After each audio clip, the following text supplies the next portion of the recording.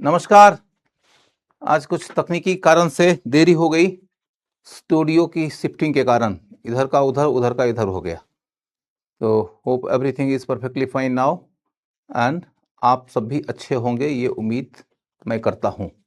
और कल हम लोग का टॉपिक चल रहा था पाषाण काल का, स्टोन एज का।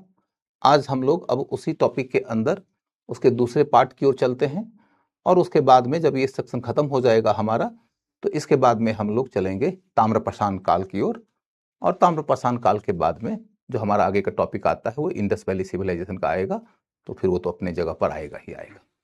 तो कल के क्लास में जो मैंने आप लोग को बताया था, मैं उसका संक्षेप में रिकैप कर देता हूं ताकि हमारे क्लास के साथ में आप लिंक हो सकें।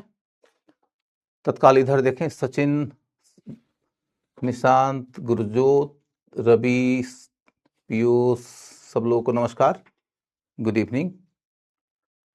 तो शीतल, सब लोगों को नमस्कार एक ही बार में कर देता हूं। अब आप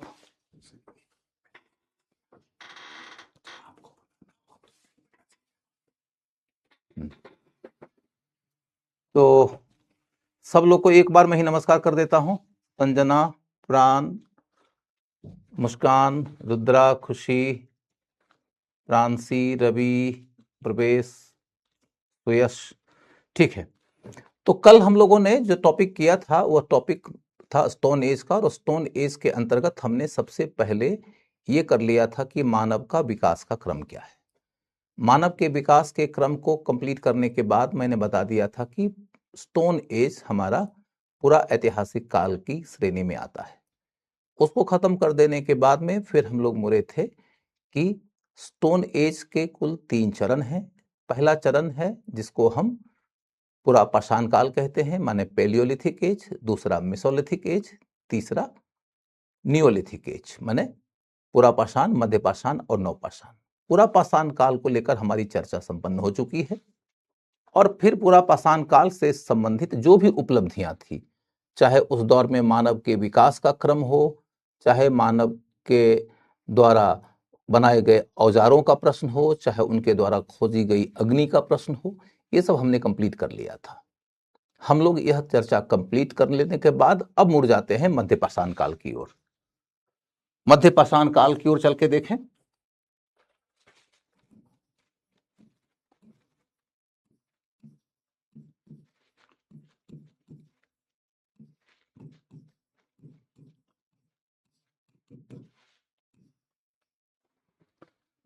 सबसे पहली जरूरत यह है कि हम समझेंगे कि मध्य पाषाण काल का आरंभ कब हुआ। आरंभ कब हुआ,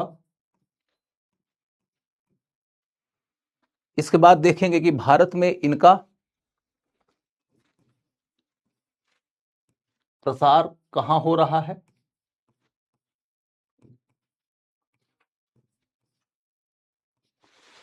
इसके बाद हम देखेंगे कि मध्य पाषाण काल के लोगों का जीवन कैसा था। इसके बाद हम ये देखेंगे कि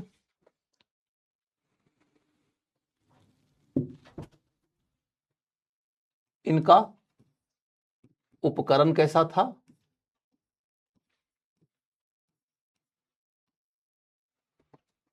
और फिर हम ये देखेंगे कि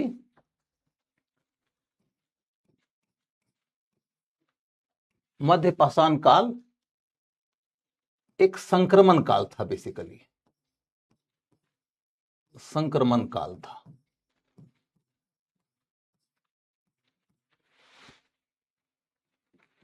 अब इसे ऐसे देखो कि मध्य पाषाण काल शुरू हो रहा है लगभग 12,000 साल पहले।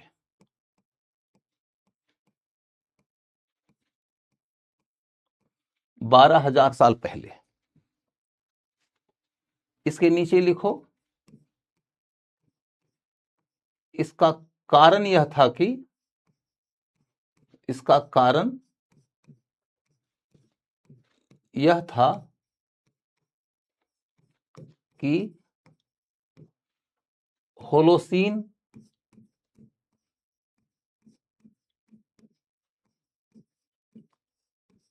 काल आ गया था, होलोसीन काल आ गया था।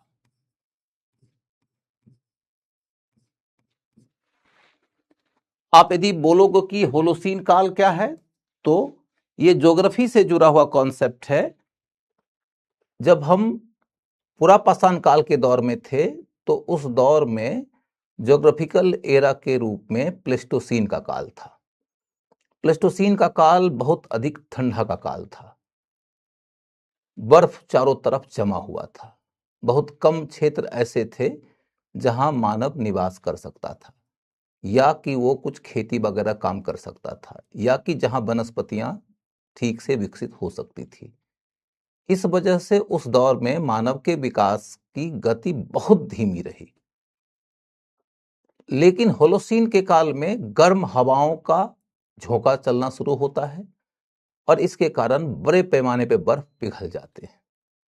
कहा जाता है कि धरती पे जमा हुआ लगभग 2/3 बर्फ पिघल गया। समुद्र का जो स्तर था वो 200 मीटर के आसपास ऊपर उठ गया। इस वजह से बहुत सारे ऐसे जगह खाली हो गए जहां पर कि इंसान रह सकता था और वहां पर वह दूसरे तरीके की अर्थव्यवस्था अपना सकता था, जैसे कि खेती वगैरह का काम कर सकता था। कुल मिलाकर देखो बच्चों कि हम यह समझ लें कि हमारे प्रीलिम्स के एग्जाम की जरूरत के ख्याल से बस इतना काफी है कि तुमसे क्वेश्चन पूछा जाएगा कि मध्य पाषाण काल की ओर जब मानव मुड़ा है तो उसके पीछे कौन सा ज्योग्राफिकल फैक्टर काम कर रहा था। इसके पीछे प्लेस्टोसीन की भूमिका थी या कि होलोसीन की भूमिका थी। तुम्हें सिर्फ इतना जान लेना ही सफिशिएंट बना देगा। तो तुम यह जान गए कि होलोसीन का काल आया और होलोसीन के काल के कारण मानव अब अपने विकास की ओर मुड़ता है।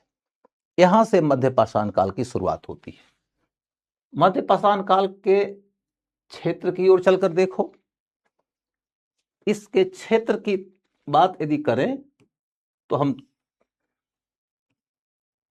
देखेंगे कि यहां मैं आपके सामने राज्य और राज्य के साथ प्रमुख स्थल, इन दोनों को एक साथ रखूंगा। हो सकता है कि आपको क्वेश्चन मिलाने के लिए दे दे।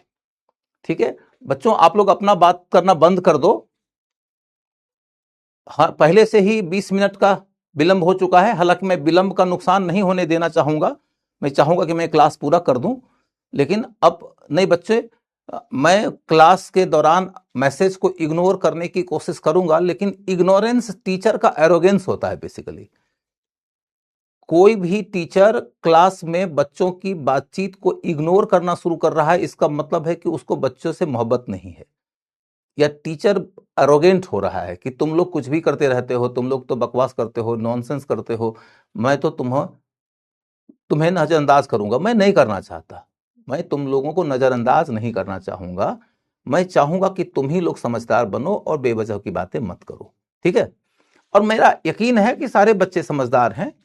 मैं यदि इन्हें समझा रहा हूं, मना रहा हूं, तो सब मान भी जाएंगे। ठीक है, तो बच्चे काम की बात ही करना, ज्यादा मत करना। होलोसीन काल क्या है मैंने बताया ना बेटा, 12,000 साल पहले लगभग होलोसीन की शुरुआत होती है, जब गर्म हवाओं का झोंका चलता है, बर्फ पिघलने लगते हैं, 2/3 धरती बर्फ से मुक्त होती है और समुद्र का स्तर ऊपर उठ जाता है। इसके रास्ते से मानव के बसाव का इलाका ज्यादा बड़ा हो जाता है और फिर नए इकोनॉमी के उभार की शुरुआत हो जाती है। क्लियर? फिर मैंने आपको बताया कि अगला मुद्दा हमारा इस टॉपिक को लेकर यह है कि भारत के अंदर मध्य पाषाण काल के क्षेत्र कौन से थे। तो इसको पढ़ने का तरीका यह होता है कि मैं प्रांत बताऊंगा, माने राज्य, और उसके साथ में स्थल। बहुत ज्यादा स्थलों का नाम बता के आपको परेशान करने की कोई जरूरत नहीं है। बेसिक बेसिक स्थल जानते रहिएगा। बेसिक बेसिक स्थल के तहत चलकर देखो तो सबसे पहला मैं नाम ले रहा हूं केरल का। केरल, केरल में एक जगह है इडुक्की। इडुक्की,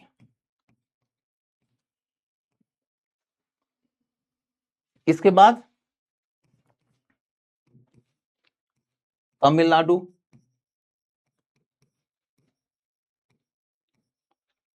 तमिलनाडु में एक जगह है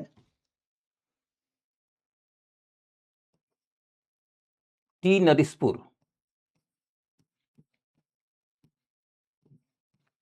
टी नरिसपुर।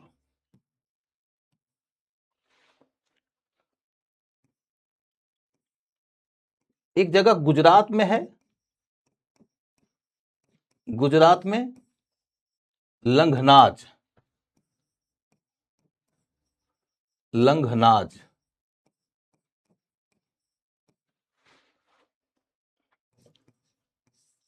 मध्य प्रदेश में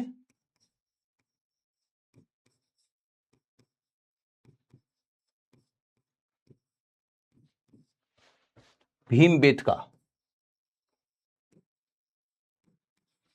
भीम बेटका। इसके बाद यहां कम जगह है, मैं पेज पलट रहा हूं, मेरे ख्याल से आपने इसे नोट कर लिया होगा। बेटा नोट करना है। चलो शुरुआती दौर का क्लास है, बता देता हूं कि मैं यदि बोर्ड पर कुछ भी लिख रहा हूं तो अपने लिए नहीं लिख रहा हूं, आपके लिए लिख रहा हूं।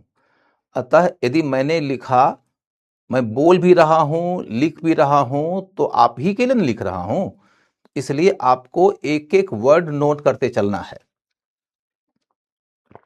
और आपको यह भी बता दूं कि ये सेक्शन आपके सिलेबस के ख्याल से सिर्फ और सिर्फ प्रीलिम्स में है, तो काम के फैक्ट पर ही फोकस करेंगे हम इस सब सब्जेक्ट के अंदर बहुत गहराई में वैचारिक विमर्श नहीं करेंगे। हम इससे सब्जेक्ट को लेकर मेंस आंसर राइटिंग का काम नहीं करेंगे, समझ गए। नंबर एक, एंशिएंट हिस्ट्री पढ़ रहे हैं तो मेंस आंसर राइटिंग का काम नहीं करेंगे क्योंकि मेंस के सिलेबस में नहीं है। नंबर दो, बहुत गहराई में विचार विमर्श, आइडियोलॉजिकल थिंकिंग अगर वगैरह की काम नहीं करेंगे, वो सिलेबस में नहीं है। तो प्रीलिम्स के सिलेबस में है, और इस सेक्शन से जो बेसिक क्वेश्चन पूछा जा सकता है उसको ध्यान में रखकर हम इसे कंप्लीट कर रहे हैं। ठीक है, तो ये देख लो, मध्य प्रदेश तक का मैंने बता दिया। अब मैं आगे जा रहा हूं। बंगाल, बंगाल में है वीरभानपुर, वीरभानपुर।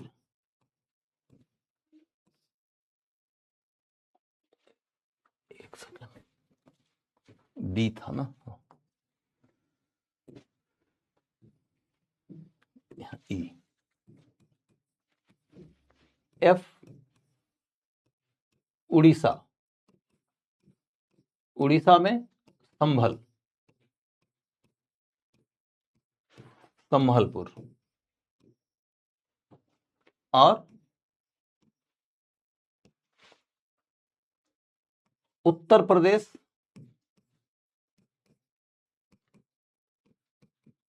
में सबसे ज्यादा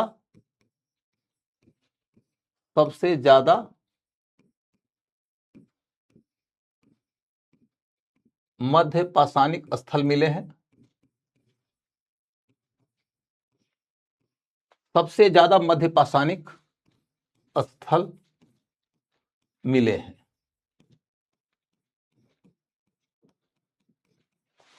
स्थलों की संख्या कितनी है? 30, 30 के आसपास स्थल हमें मिले हैं।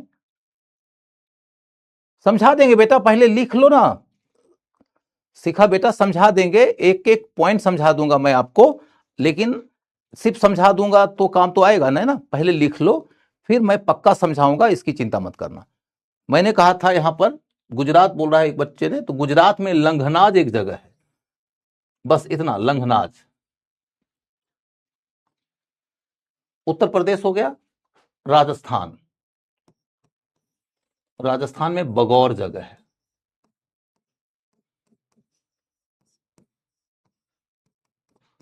बगौर। बस उत्तर प्रदेश में जो 30 स्थल हैं उसकी चर्चा हम लोग नेक्स्ट लेवल पे करेंगे। तो आपको अभी मैं ये बता रहा था कि हमारा टॉपिक है मध्य पाषाण काल का। मध्य पाषाण काल के टॉपिक में अपने को क्या पढ़ना है, मैं इसे स्पष्ट कर रहा हूं सबसे पहले कि मध्य पाषाण काल कब आरंभ हुआ। मध्य पाषाण काल आरंभ हो रहा है 12,000 साल पहले। फिर मध्य पाषाण काल के स्तर तक हम पहुंचे हैं, इसके पीछे एक बहुत बड़ा कारण है भौगोलिक परिवर्तन। कौन सा परिवर्तन? तो होलोसीन के काल का आ जाना। होलोसीन का काल क्या है? तो गर्म हवाओं के झोंके ने बर्फ को पिघला दिया, तो मानव के जीवन की संभावनाएं विकसित हो गई, ज्यादा धरती खाली हो गई, बर्फ पिघल गए। तो फिर हमने देखा कि आखिर भारत के अंदर मध्य पाषाण काल के कौन कौन से स्थल हैं। सबसे ज्यादा इंपॉर्टेंट बिंदु में से एक यह है कि यहां से क्वेश्चन आ सकता है। आपके सामने क्वेश्चन यही रहेगा कि एक तरफ राज्य का नाम देगा, दूसरी तरफ उनसे जुड़े हुए स्थल का नाम देगा और पूछेगा कि ये मध्य पाषाण कालीन स्थल कौन से राज्य में थे। 4 स्थल का नाम, 4 राज्य का नाम मिलाने दे देगा। तो आपके लिए मैंने रखा केरल में इडुक्की, तमिलनाडु के अंदर टी नरसिपुर, गुजरात के अंदर लंघनाज, मध्य प्रदेश के अंदर सबसे महत्वपूर्ण स्थल यही है भीमबेटका। इसका बहुत महत्व है क्योंकि यहाँ की गुफाओं से हमें बड़ी उत्कृष्ट स्तर के चित्र के प्रमाण मिले हैं। ये इतना महत्वपूर्ण है कि मेंस के आर्ट एंड कल्चर में भी इस पे एक क्वेश्चन आ चुका है। ठीक है, इसके बाद फिर मैंने आपको बढ़ा दिया आगे। बंगाल में एक जगह है वीरभानपुर, उड़ीसा में संभलपुर, और उत्तर प्रदेश में मैंने कहा कि लगभग 30 के आसपास स्थल मिले हैं जो मध्य पाषाणिक हैं। और राजस्थान में बगौर है। ठीक है,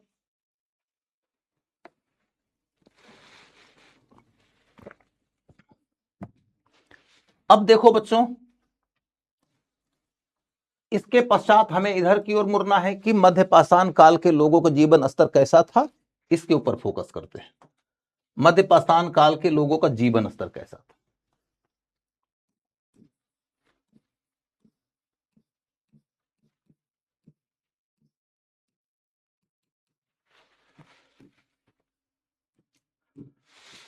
मध्य पाषाण काल के लोगों का जीवन स्तर कैसा था? तो सबसे पहला पॉइंट की अभी भी ज्यादातर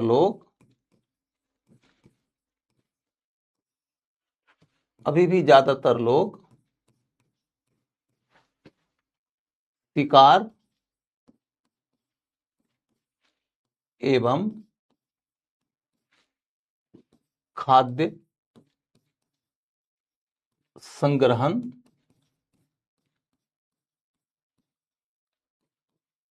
के माध्यम से ही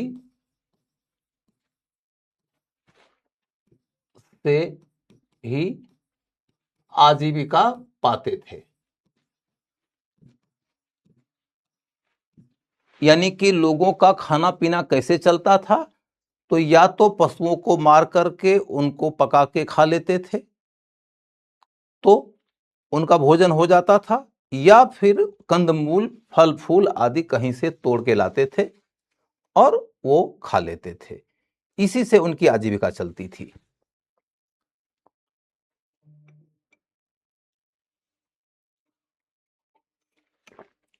अभी रुको बच्चों, रुको। इसके बाद तब दूसरा पॉइंट क्या है इनके बारे में जानने लायक? दूसरा पॉइंट जो इनके बारे में जानने के लायक है वो ये कि कुछ हद तक कृषि और पशुपालन की शुरुआत हो गई थी। कृषि और पशुपालन की शुरुआत हो गई थी। पहली बार थोड़े से लेवल पर, माने मान लो कि 100 लोग रहे होंगे इस दौर में, तो 100 में से 8-10 लोग कृषि कार्य करने लगे, पशुपालन का काम करने लगे। लेकिन अभी भी 90-92% लोग क्या कर रहे हैं, तो वो खाद्य संग्रहण कर रहे हैं या तो वो शिकार कर रहे हैं और उसी से अपनी आजीविका कमा रहे हैं। यानी कि मोटे तौर पर, इसीलिए मैंने एक वर्ड लिखा कि अभी भी ज्यादातर लोग मोटे तौर पर इन लोगों की आजीविका कैसी है, तो पूरा पाषाण काल के लोगों की ही तरह है। लेकिन कुछ लोग अब खेती करने लगे और पशुपालन करने लगे। तीसरा पॉइंट देखोगे कि इन्होंने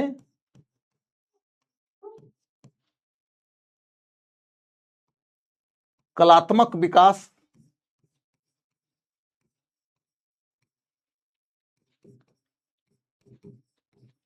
के तहत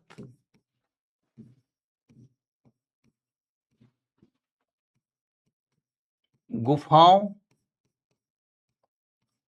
में चित्रकला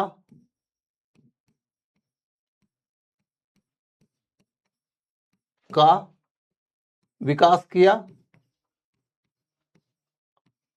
अनेक गुफाएं हैं, चाहे केरल हो, चाहे तमिलनाडु, चाहे उड़ीसा, बंगाल या मध्य प्रदेश, इन सब क्षेत्रों में जितनी गुफाएं हैं, उन गुफाओं में हमें बड़ी संख्या में चित्र मिलते हैं। इन चित्रों में सबसे श्रेष्ठ चित्र कहां है? जिनमें भीमबेटका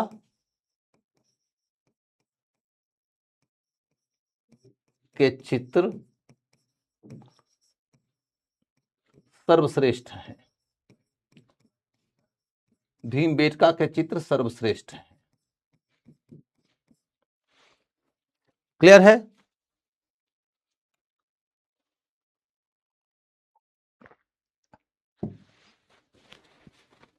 तुम लोग मानेगा नहीं जी, तुम लोग बात करना बंद नहीं करेगा। देखो, तुम लोग को एक बात समझाऊं कि कुछ आदमी लिखता है कि सर आप बोल दीजिए मैं लिख लूंगा। कुछ लोग कहते हैं सर लिख दीजिए। कुछ लोग कहते हैं सर कमेंट के ऊपर ध्यान मत दीजिए। कुछ लोग का कहते हैं कि सर मेरा कमेंट क्यों नहीं देखते। तुम लोग मिलके शिक्षकों की स्थिति कितनी बुरी कर देते हो भाई। तुम समझा करो कि शिक्षक तुम्ही को पढ़ाने आए हैं, और जब तुमको पढ़ाने आए हैं तो तुम जब ठीक से कंसंट्रेट होके, तन्मय होके, मन लगा के, लगनशील तरीके से पढ़ोगे, उसके बाद ही ना पढ़ाने वाले को भी पढ़ाने में मजा आएगा। पहले ही मैं तुम्हें बता दे रहा हूं कि पाषाण काल कोई बहुत इंटरेस्टिंग टॉपिक नहीं होता है, लेकिन हमारे लिए इंपॉर्टेंट है क्योंकि यहां से पीटी में क्वेश्चन आ सकता है। दूसरी बात यह है कि पाषाण काल के बारे में मैं विस्तार से बताने लगूं तो 5 दिन, 7 दिन, 10 दिन लग जाए, फायदा तो है नहीं। मैं सिर्फ उतनी बात बताऊंगा जितने से कि तुम्हारी परीक्षा की जरूरत की पूर्ति हो जाएगी। कभी कभी बच्चे ये भी कहते हैं कि सर थोड़ा तेज पढ़ाइए, कुछ बच्चे कहते हैं सर थोड़ा धीमा पढ़ाइए। मैं तेज और धीमा दोनों में से किसी एक रास्ते पे नहीं चलूंगा। मैं आपकी जरूरत और अपनी योजना के मुताबिक ही चलूंगा। और यह बात ध्यान रखिएगा कि चूंकि पहला दूसरा दिन का क्लास होता है, तो पहले दूसरे दिन के क्लास के दौरान न तो बहुत तेज गति की जा सकती है और न ही बहुत सारे आपकी बातें सुनी जा सकती है। आप 2-3 दिन के अंदर निश्चित तौर पर अपने सब्जेक्ट से और अपने टीचर से बहुत प्रॉपर तरीके से संवाद बनाने की स्थिति में आ जाएंगे। 2-3 दिनों तक आपको धैर्य से, संयम से, तन्मयता के साथ पढ़ना, लिखना और सुनना पड़ेगा। इसके बाद अपने आप सब कुछ नॉर्मल हो जाएगा। समझ गए? मैं किसी से क्या उम्मीद करूं और क्यों उम्मीद करूं कि पाषाण काल के बारे में बहुत कुछ जानता होगा? 99% बच्चे पाषाण काल के बारे में जीरो जानते। इसीलिए, और ये भी जान लो कि बच्चे नहीं जानते तो कोई बात नहीं, क्वेश्चन भी बेसिक ही लेवल का आता है। जितनी बात मैं तुम्हारे बोर्ड पर लिख दूंगा, तुम मिलाकर देख लेना, तुम्हारे एग्जाम में से बाहर क्वेश्चन नहीं आएगा। इसलिए अभी 2 दिनों तक आराम से, शांति से सुनो, लिखो। जब मैं कहूंगा कि चलो बेटा पाषाण काल का टॉपिक खत्म हो गया, उसके बाद तुम में से जितने लोगों को जो सवाल पूछना रहेगा पूछ लेना। सामान्य तौर पर कभी भी कोई भी अनुभवी शिक्षक जब टॉपिक खत्म करता है तो सीरियस बच्चे के पास क्वेश्चन मिनिमम बचते हैं। बीच में तमाम सवाल पूछते रहोगे, मैं तुम्हारे सवाल को ही देखते ही रह जाऊंगा तो पढ़ाऊंगा कब? तुम मेरे जगह पे रहोगे तो बताओ, जिस क्लासरूम में चैट बॉक्स में हर मिनट 20 क्वेश्चन आता है या 20 चैट आता है, क्या टीचर वो 20 चैट देख सकेगा? यदि वही चैट देखता रहेगा तो टीचर टीचर नहीं चैटर होकर रह जाएगा। इसलिए आराम से ध्यान लगा के पढ़ो। तुम्हारी जिम्मेदारी मेरे पास है, मैं जिम्मेदारी निभाने में बिल्कुल पीछे नहीं हटूंगा। और भाई मैं 2002 से यही काम कर रहा हूं, निश्चिंत रहो। अब आगे कुछ नहीं, ठीक है। तो इन्होंने कलात्मक विकास के तहत गुफाओं में चित्रकला का विकास किया, जिनमें भीमबेटका के चित्र सर्वश्रेष्ठ हैं। इसमें लिखो, इन चित्रों में 29 प्रकार के पशुओं के चित्र मिलते हैं। पशुओं के चित्र, यहां से डिटेल में क्वेश्चन आएगा भीमबेटका के ऊपर। 29 प्रकार के पशुओं के चित्र मिलते हैं। सबसे श्रेष्ठ चित्र है बोअर का। बोअर, बोअर माने सुअर, बोअर का माने वराह का चित्र सबसे श्रेष्ठ है।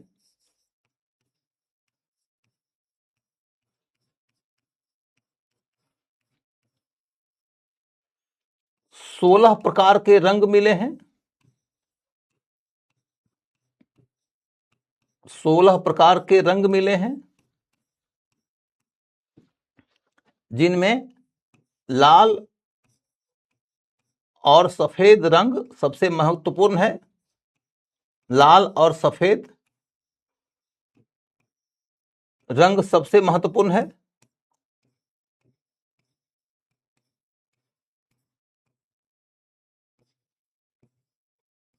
माने सबसे ज्यादा मिले हैं, सबसे ज्यादा मिले हैं। भीमबेटका के चित्रों के बारे में इतनी बातें आपने पढ़ लिया। अब आगे लिखो, आगे लिखो।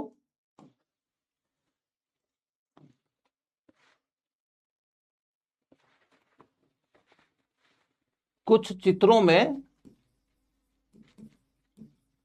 चित्रों में नृत्य का प्रमाण मिलता है।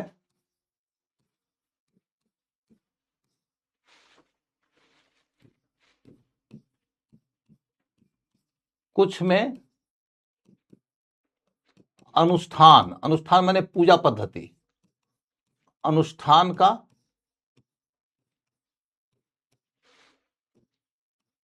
शिकार के दृश्य बहुत मिलते हैं। शिकार के दृश्य बहुत संख्या में मिलते हैं।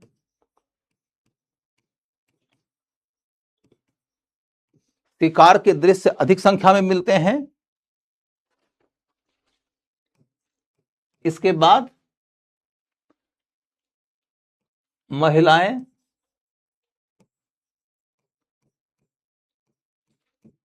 खाद्य संग्रहण करते नजर आती हैं। खाद्य संग्रहण करते नजर आती हैं।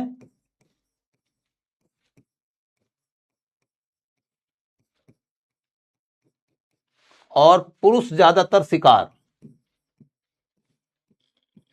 पुरुष ज्यादातर शिकार।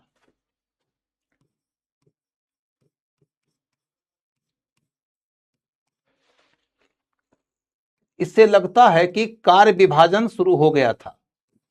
कार्य विभाजन शुरू हो गया था।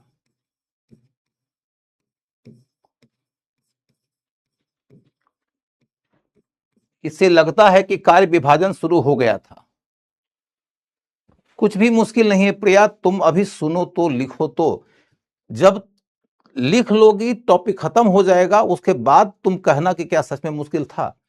एकदम मुश्किल नहीं है, कुछ देर के बाद तुमको जुबानी याद करा दूंगा, इसकी गारंटी है। तो अब देखो बच्चों कि मैंने आप लोगों को अभी तक में ये बताया कि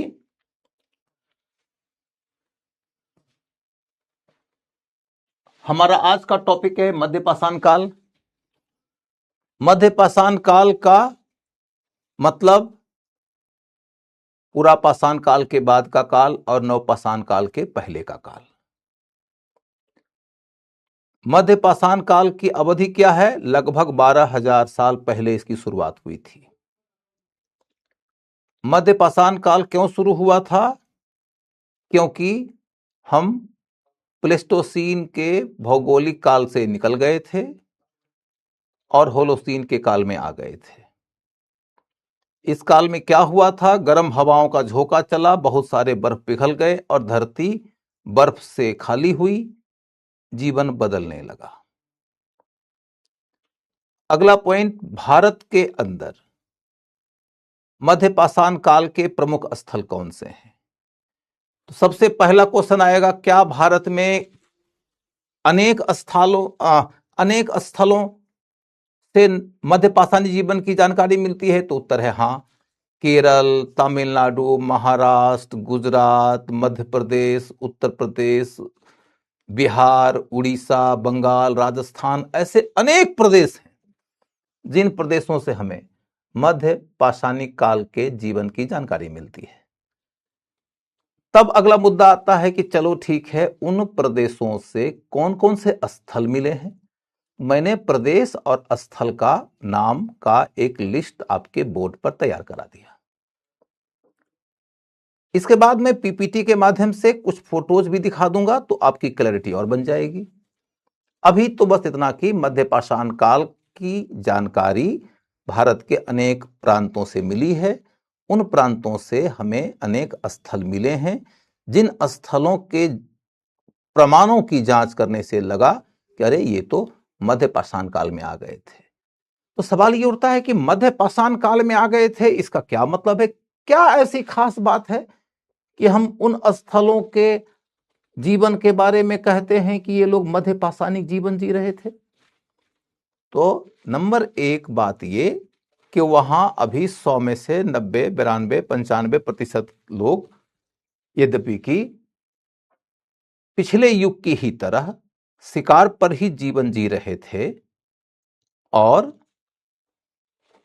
खाद्य संग्रह नहीं कर रहे थे, लेकिन मुट्ठी भर कुछ लोग अब खेती भी करने लगे थे, पशुपालन भी करने लगे थे और रहने के लिए घर भी बनाने लगे थे। इसका मतलब है कि मानव के जीवन में एक बहुत बड़ा परिवर्तन हो गया। तुम सोचो कि बंदर रामापिथेकस था, 50-60 लाख साल पहले वह 2 पैर पे खड़ा हुआ और वो ऑस्ट्रेलोपिथेकस हुआ। फिर लगभग 40 लाख साल के बाद 15-17 लाख साल पहले इंसान सीधा खड़ा हुआ, वो होमो इरेक्टस हुआ। फिर 3 लाख साल पहले इंसान होमोसेपियंस हुआ, जो आज हम लोग हैं। उसके बाद भी एक लंबी यात्रा रही, जबकि इंसान अभी तक खाता क्या है? या तो जंगलों से तोड़ के, चुन के, बीन के खाता है, या तो पशुओं के मार के खाता है। अब जाकर क्या कहानी हुई? अब जाके कहानी हुई कि अभी भी यद्यपि कि ज्यादातर जंगलों से चुन के, बीन के, तोड़ के ही खा रहे हैं या पशुओं को मार के ही खा रहे हैं, लेकिन अब कुछ लोग खेती करने लगे। यानी कि अब खुद लोग धरती के सीने में बीज बोकर, अनाज उपजाकर उसको खाने लगे।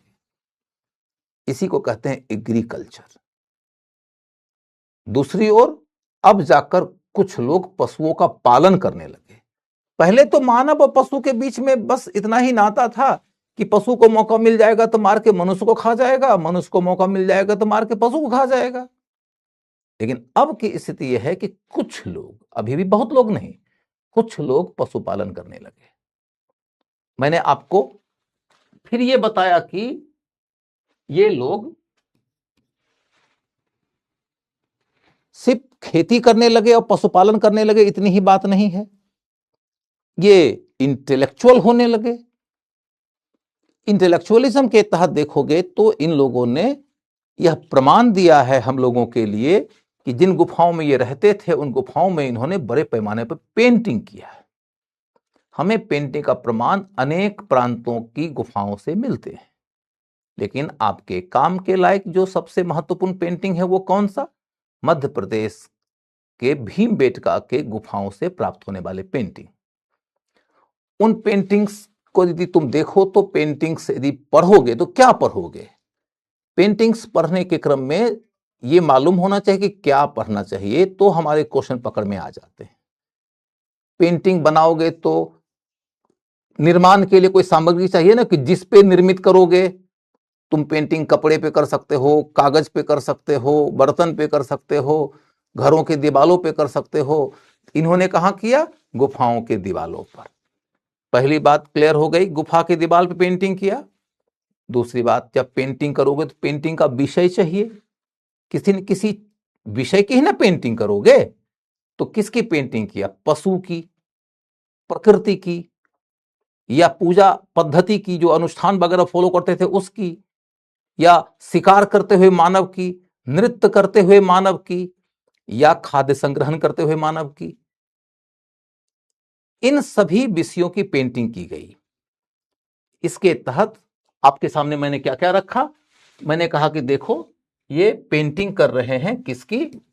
तो पेंटिंग कर रहे हैं ये 19 प्रकार के पशुओं की, 29 प्रकार के पशुओं की। 29 नहीं भी याद रहे तो कोई बात नहीं, लेकिन बड़ी संख्या में पशुओं की पेंटिंग इन्होंने किया है, जिसमें सबसे महत्वपूर्ण पशु बोअर है। कल्पना करके देखो कि बोअर की पेंटिंग की गई है इतने सुंदर तरीके से, इसका मतलब है कि कोई धार्मिक महत्व रहा होगा उसका। और हम लोग हिंदू समाज के लोग हैं, हम जानते हैं कि आगे चलकर हमारे देश में भगवान विष्णु के वराह अवतार का विचार आया है। बाद के काल में जब तुम चलोगे तो देखोगे कि बहुत सारे ऐसे राजा महाराजा मिलते हैं जो भगवान विष्णु के वराह अवतार की पूजा करते हैं। जब तुम प्रतिहारों का इतिहास पढ़ोगे तो प्रतिहार इतिहास पढ़ते हुए तुम्हें पता चलेगा कि एक राजा है मिहिर भोज, जो अपने आप को आदि वराह कहता था। तो वराह की इतनी सुंदर पेंटिंग बहुत इंटरेस्टिंग बात है, इसीलिए पीटी में क्वेश्चन में आ जाएगा, इसीलिए मैंने यहां डाल दिया है। इसके बाद फिर देखोगे कि बहुत प्रकार के रंगों का उपयोग दिखता है, जिसमें लाल और सफेद रंग सबसे ज्यादा उपयोगी है। तुम कल्पना करके देखो बच्चों कि 12,000 साल पहले पेंटिंग बनाई गई, गुफाओं में पेंटिंग बनाई गई, और उनके पेंटिंग को आज भी देखोगे तो उनका लाल और सफेद रंग तुमको दिख जाएगा। तो बहुत उल्लेखनीय बात है ना। इसलिए पेंटिंग के लिए 16 प्रकार के रंग थे, जिसमें 2 रंग सबसे ज्यादा उल्लेखनीय थे, ये आपको मालूम हो गया। इसके बाद फिर मैंने आपको बताया कि कई सारे चित्र ऐसे हैं जिन चित्रों को देखोगे तो लगेगा कि लोग नृत्य कर रहे थे, कुछ गा बजा रहे होंगे। गा क्या रहे थे नहीं मालूम अपने आप को, लेकिन इतनी बात है कि नृत्य संगीत उनके जीवन का एक हिस्सा था। और कई सारे दृश्य को देखने से लगता है कि शायद ये लोग कोई पूजा पाठ वगैरह करते होंगे, जैसे हम लोग यज्ञ वगैरह करते हैं, उसकी वेदी वगैरह बनाते हैं, ये लोग भी पूजा पाठ करते होंगे, उसी का आयोजन किया होगा। उन दृश्यों को देखने से ऐसा लगता है। उसके बाद फिर एक बहुत ही पॉपुलर दृश्य ये मिलेगा कि बहुत सारे पुरुषों को दिखाया गया है पशुओं का शिकार करते हुए, लेकिन महिलाएं ज्यादातर दिखाई गई हैं किस रूप में? कि वो माथे पे कोई गट्ठर लेके जा रही हैं।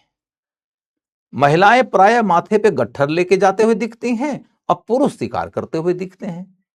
इसको लेकर इतिहासकार कहते हैं कि शायद मध्य पाषाण काल के लोगों ने अपने समाज में वर्क डिवीजन कर लिया था, काम का विभाजन कर लिया था, जिसके तहत शिकार करने का काम पुरुषों का रहा होगा और खाद्य संग्रहण का काम महिलाओं का रहा होगा। शिकार करके पुरुष लाते होंगे तो मांस खाते होंगे, खाते तो सब लोग मिलके होंगे, स्त्री पुरुष दोनों, और महिलाएं चुन के लाती होंगी तो भी खाते होंगे, स्त्री पुरुष दोनों। इस तरीके से यहां तक की कहानी हमारी पूरी हो गई। अब हम आगे जब बढ़ेंगे तो हमारे सामने में क्या आएगा, आप इधर देखो। जीवन स्तर समझ में आ गया, तो उपकरण। मध्य पाषाण काल के लोगों का उपकरण कैसा था, बहुत शोध नहीं करना है। यदि आप उपकरण की ओर चल के देखो तो सिंपल सी बात है, उपकरण कैसा था। नंबर एक, पुराने सारे उपकरण जारी थे। पुराने सारे उपकरण अभी भी जारी थे, अभी भी जारी थे। तो तुमको मैं यही पूछ लेता हूं कि पुराने सारे उपकरणों का नाम बताओ। पुराने जितने भी उपकरण थे उन उपकरणों का नाम बताओ 1 मिनट में।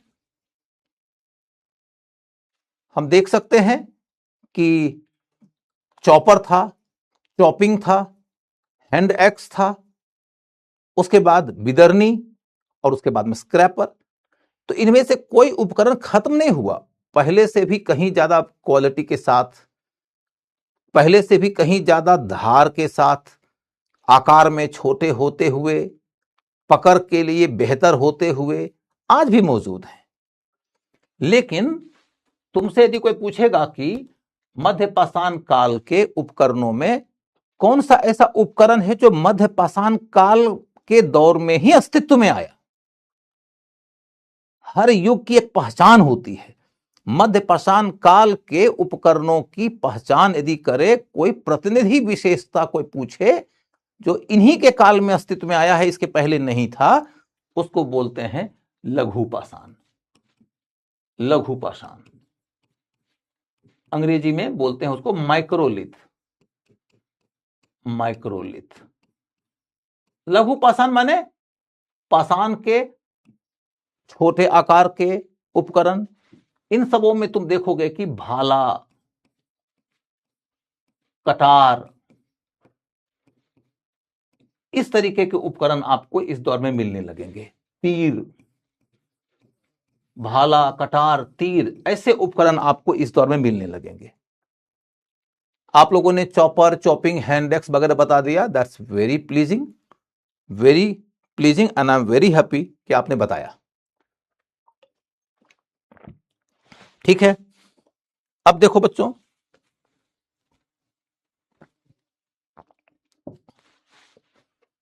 कि अगला क्वेश्चन यह है कि यह कैसा काल है। तो मैंने कहा था कि यह तो संक्रमण का काल है। संक्रमण काल समझो क्या है। संक्रमण काल का मतलब, संक्रमण काल का शब्द सब पहले समझो, शाब्दिक अर्थ क्या होता है। संक्रमण का शाब्दिक अर्थ होता है पहले युग से निकलकर दूसरे युग में प्रवेश करने के बीच का एक काल। ये देखो है पूरा पाषाण काल। पूरा पाषाण काल, इस दौर में 100% लोग शिकार करते हैं और खाद्य संग्रहण करते हैं।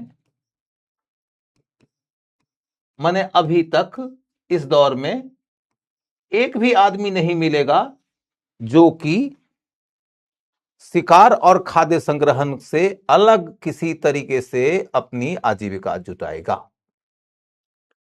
यानी कि अभी तक इनमें से कोई भी खेती या पशुपालन करता हुआ नजर नहीं आएगा। एक भी आदमी नहीं नजर आएगा। 100% लोग आजीविका कहां से जुटाते हैं, तो या तो शिकार से या तो खाद्य संग्रहण से। अब तुम इधर देखो, नवपाषाण के लोग, नवपाषाण काल के लोग,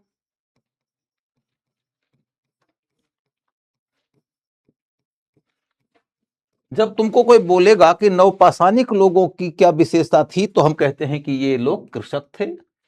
ये कृषक एवं पशुपालक समाज के लोग थे। कृषक एवं पशुपालक समाज के लोग थे। कृषक एवं पशुपालक समाज के लोग होने का क्या मतलब हुआ? मतलब हुआ कि 50% से ज्यादा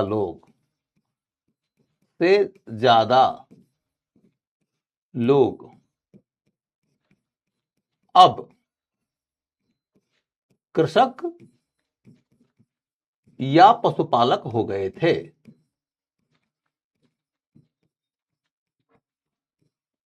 कृषक या पशुपालक हो गए कितने लोग? तो कम से कम 100 में से 50 से ज्यादा। जब 100 में से 50 से ज्यादा लोग खेती या पशुपालन करने लगे, तब इतिहासकारों ने कहा कि नवपाषाण काल के लोग कैसे थे? तो कृषक थे और पशुपालक थे। वो घर बना के रहने लगे, घर बनाकर रहने लगे।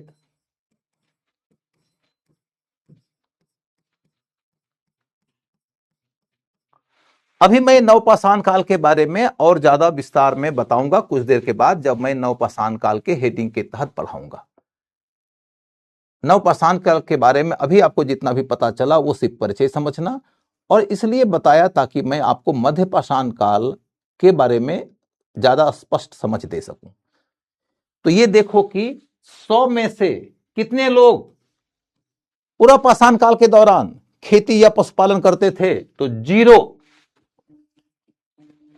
इधर कितने लोग 100 में से खेती या पशुपालन करते थे? तो कम से कम 50% से ज्यादा लोग।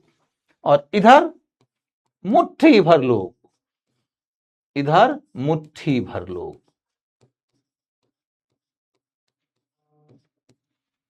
इसीलिए बेसिकली 2 ही युग है, पुराना वाला पाषाण युग और नया वाला पाषाण युग। लेकिन पुराने वाले से नए वाले की ओर मानव छलांग मार के तो नहीं जाएगा ना। कोई पंडित जी का जतरा दिखा के शुभ मुहूर्त पे तो नवपाषाण काल में नहीं ना प्रवेश करेगा। धीरे धीरे संक्रमण के दौर से, परिवर्तन की प्रक्रिया से गुजरते हुए इंसान पुराने पाषाण युग से नए पाषाण युग में प्रवेश किया था। इसी बीच के काल को, संक्रमण काल को ही मध्य पाषाण काल कहा जाता है। मध्य पाषाण काल कहा जाता है। क्लियर हो गया? अब आपके सामने में मैं ये पीपीटी स्पष्ट कर देता हूं, देखोगे कुछ फोटोज आपको मिलेंगे। ये सब तो हो चुका है, इसको छोड़ दीजिए।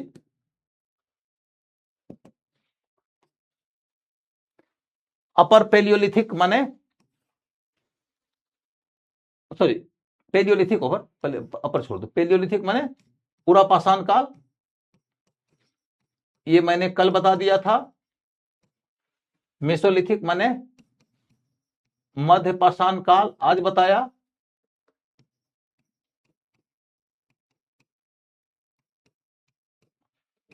नियोलिथिक माने नवपाषाण, अभी आगे बताऊंगा। अब इधर देखो, अपर पेलियोलिथिक। अपर पेलियोलिथिक को आपके क्लास के लिए मैं यहां कुछ भी चर्चा नहीं करूंगा, इसको छोड़ देता हूं। मैंने जितना कल बताया वो सफिशियंट है। मेसोलिथिक माने मध्य पाषाण काल। मेसोलिथिक अंग्रेजी में है, हमेशा याद रखिएगा, मेसोलिथिक माने मध्य पाषाण। तो मध्य पाषाण काल के बारे में अपने को क्या पढ़ना है? मध्य पाषाण काल के बारे में पढ़ना है कि इसका समय क्या था। मैंने ऑलरेडी बता दिया इसका समय। अब आप बताते जाओ, ये बताओ कि मध्य पाषाण काल की शुरुआत कब हुई थी। आप बताते जाओगे, मैं भरता जाऊंगा तो लगेगा कि आपने पढ़ा और आपने सीखा भी। अब कोई बातचीत नहीं, मैं पूछ रहा हूं, बताओ मध्य पाषाण काल का टाइम क्या होगा? मध्य पाषाण काल की शुरुआत कब हुई? आप जल्दी जल्दी बोलो, टाइम मत लगाओ। इतना टाइम क्यों लगा रहा है भाई? हाँ, 12,000 साल पहले।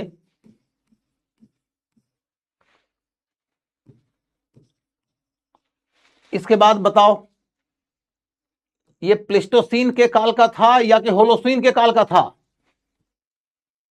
तो ये होलोसीन के काल का था, यानी कि काल समझ लिए आप और इसका ज्योग्राफिकल एरा, भौगोलिक काल समझ लिए आप। यानी दो बिंदुओं पर क्वेश्चन आ सकता है, इन दोनों बिंदुओं पर बनने वाले क्वेश्चन का उत्तर तो आप निकाल ही लेंगे। इसके बाद भारत में इनके प्रमुख स्थल कौन से हैं? स्थल कहते हैं एक पुरातात्विक केंद्र को, और वो स्थल किसी न किसी प्रदेश में होगा। क्वेश्चन पूछने वाला प्रदेश और स्थल को मिलाने के लिए दे देते हैं। हम उसके ऊपर आगे चलेंगे। इनके टूल्स की ओर चल के देखो, इनका उपकरण कौन सा था? आप लोग बताओ, मैंने आपके सामने रखा था, इनका कौन सा उपकरण इनकी प्रतिनिधि विशेषता मानी जाती है? कौन सा ऐसा उपकरण है जिनको कि मध्य पाषाण काल के लोगों की प्राथमिक पहचान के तौर पर देखा जाता है? जल्दी जल्दी बोलो। तो ये है, हमारे और आपके बीच में गैप हो जा रहा है, इसलिए मैं आपके आंसर का इंतजार करूंगा तो ज्यादा टाइम लग जाएगा। कोई बात नहीं। इनका उपकरण कैसा है? तो सूक्ष्म पाषाण, सूक्ष्म पाषाण।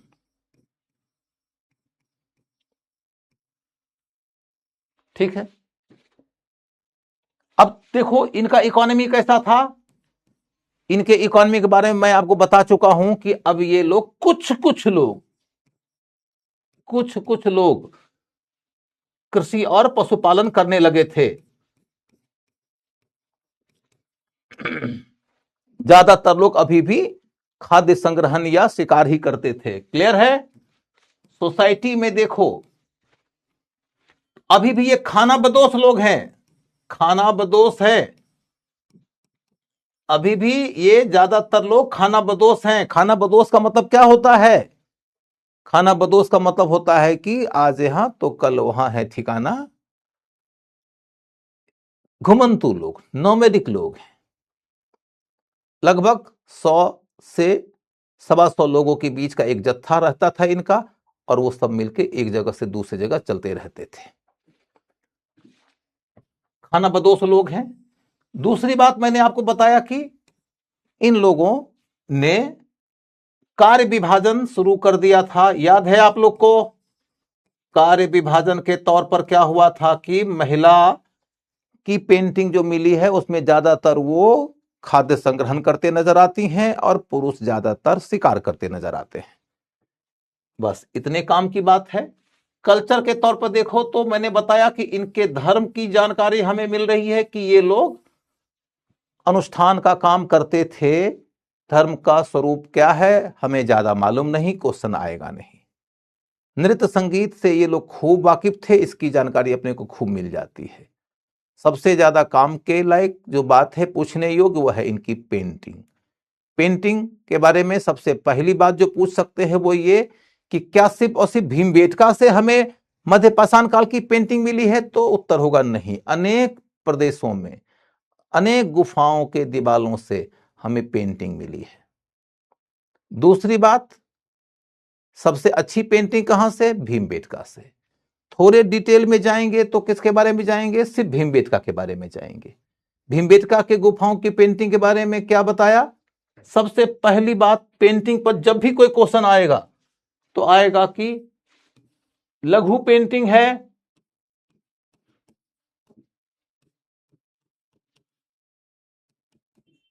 या कि भित्ति चित्रकला। ये एक बुनियादी कॉन्सेप्ट है। कभी कभी आप सारे फैक्ट याद कर लेते हैं लेकिन बेसिक नहीं समझते तो आपका काम नहीं चलता। प्राचीन काल में सामान्य तौर पर दीवालों के ऊपर ही पेंटिंग बनाए गए हैं। लघु चित्रकला कहते हैं उसको जो किसी कागज, चमड़े आदि चीजों पर बनाया जाए। अधिकांशतया प्राचीन कालीन पेंटिंग जो है वो दीवालों पे बनाए गए हैं। इस दौर में गुफाओं में लोग रहते थे तो गुफाओं की दीवारों बनाए गए हैं। बाद काल में लोग मंदिरों की दीवारों बनाने लगे, उसके बाद काल में लोग घरों की दीवारों को भी बनाने लगे। लेकिन अभी के डेट में भित्ति माने दीवाल। किसका दीवाल? गुफा का दीवाल। गुफा के दीवाल पर पेंटिंग बनाते थे, इसलिए इनकी पेंटिंग को हम किस श्रेणी में रखेंगे? लघु चित्रकला में? नहीं, भित्ति चित्रकला में।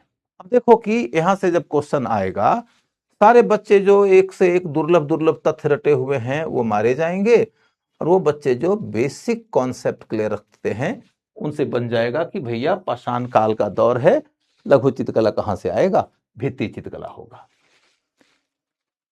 जब हमने ये समझ लिया कि पेंटिंग का कैनवास क्लियर हो गया, जब भी तुम पेंटिंग पढ़ते हो ना तो सबसे पहले समझने की कोशिश करना, पेंटिंग तुम बनाओगे तो कोई ना कोई एक चीज चाहिए ना जिसपे बनाओगे, उसी को कैनवास कहते हैं, उसी को उसका चित्रपट कहते हैं। चित्रपट की चर्चा कंप्लीट जब हो गई, तब जब पेंटिंग बनाओगे तो कोई विषय भी तो चाहिए, या कि ऐसे ही आरी तिरछी रेखाएं घुमाते रहोगे, कोई विषय भी चाहिए। तो किस विषय की पेंटिंग बनाते थे? तो मैंने आप लोग को बताया कि भाई विषय के नाम पर देखो तो शिकार है, पशुपालन है,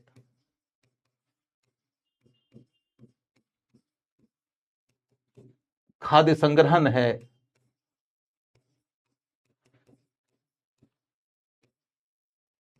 अनुष्ठान का दृश्य है, नृत्य संगीत है, ये सब दृश्य दिखाए गए हैं। मैंने विषय ऑलरेडी बता रखा है आपको। अब जब तुम पेंटिंग बना रहे हो, इन विषयों की पेंटिंग बनाने के लिए कोई ना कोई तरह का ब्रश वगैरह भी रहा होगा, लेकिन कैसा ब्रश था हमें नहीं मालूम है, चलो उसको छोड़ देते हैं। फिर अगला मुद्दा है कि चलो तुम्हारा चित्रपट क्लियर है, विषय क्लियर है, ब्रश नहीं मालूम है, रंग तो होगा। तो रंग के बारे में मैंने बताया 16 प्रकार के रंग थे, जिसमें 2 रंग रेड एंड व्हाइट सबसे ज्यादा लोकप्रिय और प्रचलित थे। इससे ज्यादा पेंटिंग के बारे में इस युग में नहीं पढ़ना है। तो देखो पेंटिंग के बारे में हमारी समझ बन गई। तब आपके सामने में और क्या आएगा, इनका टूल तो बता ही चुका हूं। तो कल्चर का मामला भी खत्म हो गया। कुल मिलाकर देखो तो मध्य पाषाण काल के बारे में हमने अपनी सारी जानकारी हासिल कर लिया। अब हम क्या करने वाले हैं, अब ये देखेंगे कि कुछ स्थल है जिन स्थलों को हम रिवाइज करेंगे। मैंने आपके सामने ऑलरेडी इनके स्थल रख दिया है, एक बार और रिवाइज करा दूंगा तो आपको याद हो जाएगा, इक्का दुक्का एडिशनल स्थल जुड़ भी जाएगा। ठीक है, अब देखो बच्चों, उत्तर प्रदेश की ओर चल के देखते हैं सबसे ज्यादा स्थल कहां से। ये सिंपल क्वेश्चन आएगा आपके सामने में रहेगा, उत्तर प्रदेश, केरल, तमिलनाडु, मध्य प्रदेश। आप आंख मूंद के मार देना उत्तर प्रदेश। क्या लिखा हुआ है, मोर देन 30 साइट्स, 30 से भी ज्यादा स्थल हमें उत्तर प्रदेश से मिले हैं। विशेष तौर पर कौन से इलाके से, तो देखोगे कि आज का जो प्रयागराज है,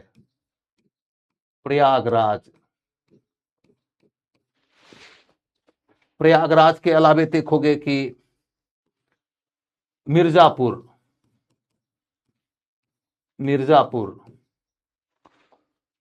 या प्रतापगढ़, गोरखपुर,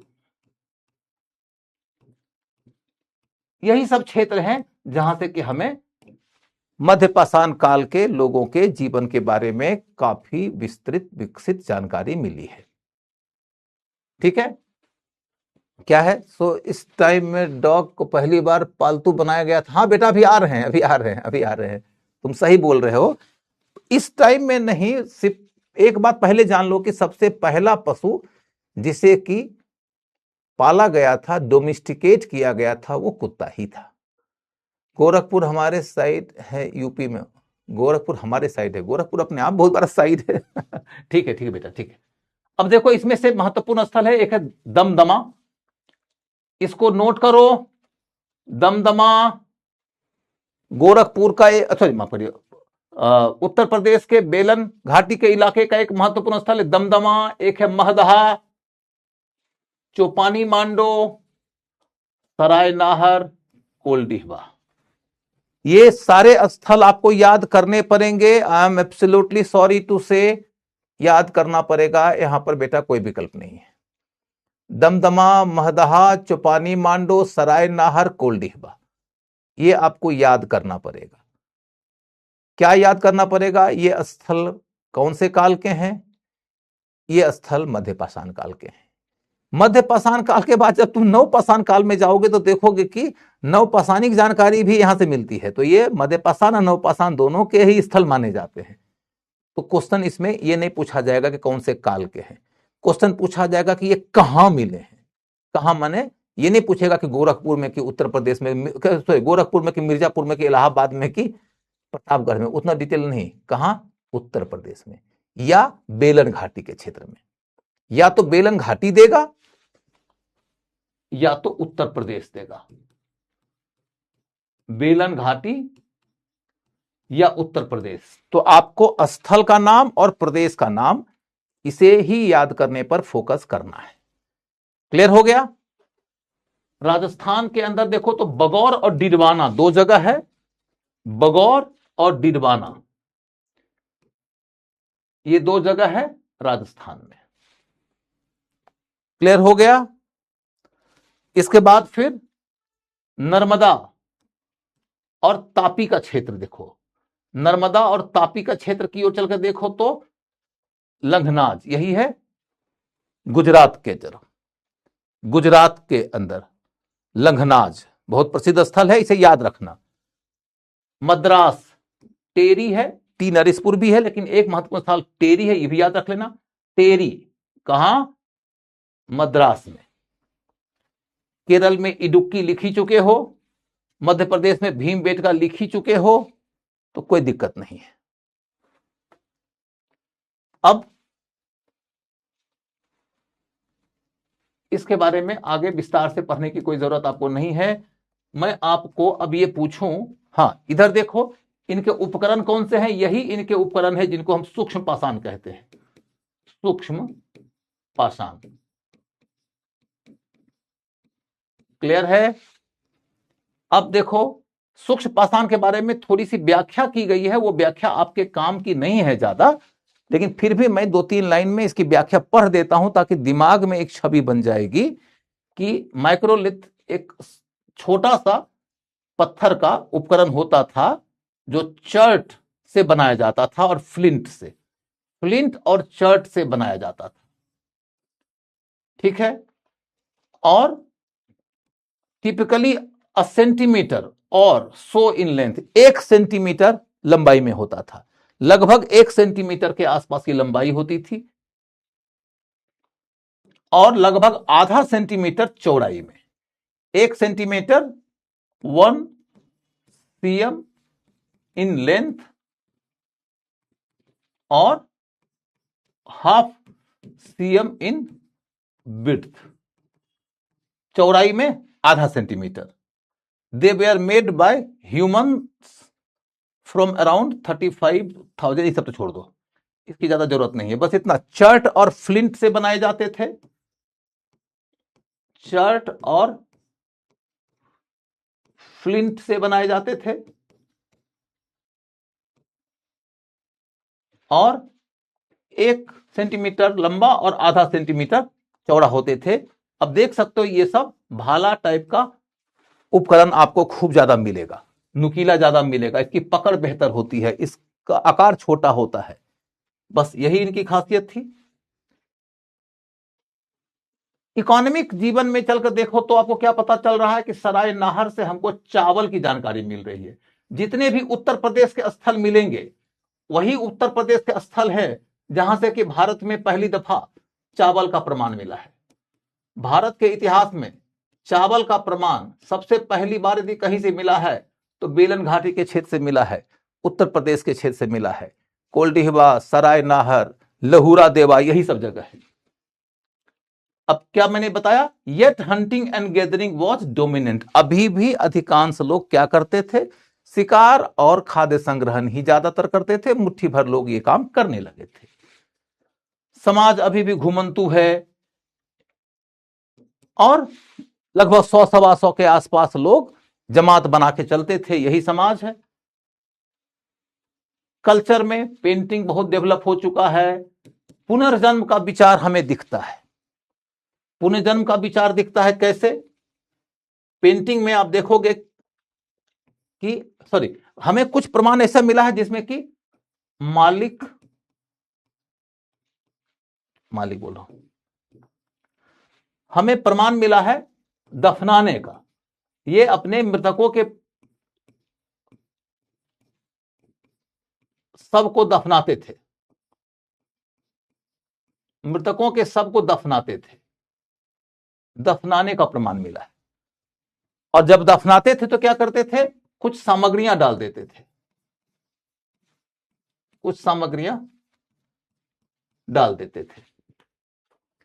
जब ये अपने मृतक के शव को दफनाते थे तो कई सारी सामग्रियां उसमें डाल देते थे। अब हम उन समाधान केंद्रों की खुदाई करते हैं तो देखते हैं कि मृतक के शव का भी प्रमाण मिल रहा है, कुछ सामग्रियां भी मिल रही है। सामग्रियां क्यों डाले, इस विषय को लेकर जब इतिहासकारों ने शोध कार्य किया तो शोध कार्य करने के दौर में वो उन समाजों की खोज किए जो आज भी अपने मृतक के शव को दफनाते हैं और दफनाते हुए कुछ सामग्रियां शव के साथ डाल देते हैं। उन लोगों से पूछा कि भाई आप ऐसा क्यों करते हो। उन्होंने कहा क्योंकि हमारा विश्वास है कि मरने वाला आदमी दोबारा जन्म लेता है और दोबारा जब जन्म लेगा तो उसको ये सारी सामग्रियां जन्म के साथ ही मिल जाएंगी। ये वो चीजें हैं जो उन्हें प्रिय थी, तो उनकी प्रिय चीजें हम साथ में दफना दिए हैं ताकि उनको अगले जन्म में भी ये सब चीजें मिल जाए। इसका मतलब है कि हम इस आधार पर निष्कर्ष निकाल सकते हैं कि मध्य पाषाण काल के लोग भी अपने मृतकों के शव को दफनाने के समय जब कुछ सामग्रियां डालते थे तो शायद वो लोग रीबर्थ में, पुनर्जन्म में यकीन करते थे, पुनर्जन्म में यकीन करते थे। क्लियर हो गया बेटा? मैं एक एक शब्द हिंदी में लिख रहा हूं, दफनाने में, पुनर्जन्म में यकीन करते थे, तुम उसकी चिंता ना करो, मैं एक एक शब्द हिंदी में बोल रहा हूं। ये लोग अपने मृतकों के शव को दफनाते थे और दफनाते हुए सामग्रियां डालते थे, जिससे यह सिद्ध होता है कि ये लोग पुनर्जन्म में यकीन करते थे। रीबर्थ माने पुनर्जन्म। कई प्रकार के धार्मिक अनुष्ठान करते थे, पढ़ा चुका हूं। कुछ कुछ मूर्तियां भी बनाने लगे थे, लेकिन इसको लेकर अभी डाउट है, इसको छोड़ दीजिए, कई सारा विवाद है इसको लेकर। यहां तक आके हम कह सकते हैं कि हमारा मध्य पाषाण काल का अध्ययन कंप्लीट हुआ। 1 मिनट का टाइम लूंगा मध्य पाषाण काल के बारे में रिवाइज करने के लिए। मध्य पाषाण काल के टाइम को रिवाइज यदि करना हुआ तो क्या करेंगे? मध्य पाषाण काल 12,000 ईस्वी के आसपास आया, सॉरी आज से लगभग 12,000 साल पहले आया। मध्य पाषाण काल का हिंदुस्तान के अंदर अनेक प्रांतों में अनेक स्थलों का प्रमाण मिला है। मध्य पाषाण काल के लोग होलोसीन काल के थे। मध्य पाषाण काल के दौरान लोग थोड़ी थोड़ी खेती और थोड़ा थोड़ा पशुपालन करने लगे थे। इक्का दुक्का लोग घर बनाने लगे थे। अभी भी ज्यादातर खाद्य संग्रहण और शिकार ही करते थे। मध्य पाषाण काल के लोगों के जीवन में हमें ये सामाजिक विभाजन दिखाई देता है कि स्त्री ज्यादातर खाद्य संग्रहण करती थी, पुरुष शिकार करते थे। मध्य पाषाण काल के लोगों ने कई प्रकार के कलात्मक और सांस्कृतिक उन्नति कर लिया था, जिसमें कि उनका अनुष्ठान, पुनर्जन्म में यकीन और उनकी चित्रकला संबंधी उपलब्धि, इसकी चर्चा हम कर चुके। मध्यकाल के दौरान हमें जो सबसे महत्वपूर्ण फसल दिखाई देता है वो चावल है, जो चावल उपजाया जा रहा है बेलन घाटी के इलाके में, उत्तर प्रदेश में। मैंने मोटे तौर पर आपका संक्षिप्त रिवीजन करा दिया। अब आपके सामने मौका है, आप जो प्रश्न चाहो वो प्रश्न पूछ लो मध्य पाषाण काल से।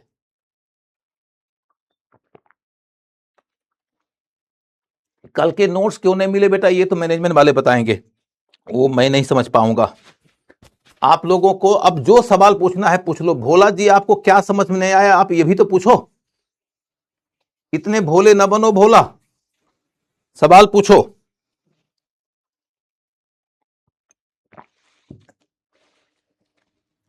अभी आप लोगों के सामने में मौका है सवाल पूछने का।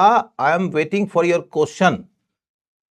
किधर है? No doubt sir, daily class notes आते हैं, हाँ डेली क्लास नोट्स आते हैं। 12,000 साल मतलब आज से 12,000 साल पहले, लगभग 9-10 हजार ईसा पूर्व के आसपास आया है, तो आज से 12,000 साल पहले। मध्य पाषाण काल निशान टाइम पीरियड, क्या मध्य पाषाण काल का कोई निश्चित पीरियड नहीं बता सकते हो इसमें, ये बहुत पुराना काल है। 12,000, 13,000, 11,000 ये सब डिबेट चलता है, उतना डिटेल मत पूछो कि मतलब कौन से वर्ष में। प्लीज थोड़ा बेटा, ये देखो भोला कुछ कह रहा है समझ में नहीं आया, फिर कह रहा है थोड़ा फास्ट पढ़ाइए, फास्ट पढ़ा देंगे तो और माथे से ऊपर जाएगा। मैं भी स्थल बता दी, जरूरत नहीं है ना, जब विशेष डिटेल की जरूरत पड़ेगी तब करेंगे ना। हर जगह आप यदि सोचोगे कि एकदम एक एक चीज लोकेशन पर दिखाऊं, कोई फायदा है क्या? जितना मैंने बताया उतना काम हो गया। फ्लिंट और चट एक किस्म का पत्थर है। प्रिया, तुमने बोला था कि आज का टॉपिक डिफिकल्ट है, तुम बताओ क्या टॉपिक डिफिकल्ट लगा, या कि समझ में आ गया, या कि तुम चली गई?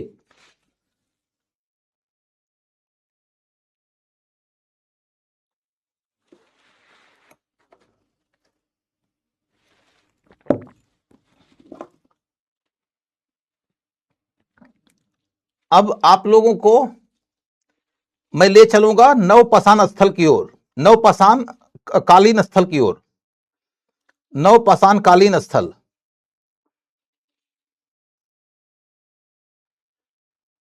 तो नवपाषाण काल की ओर ले चलूं? चलिए, नो डाउट, वेरी गुड।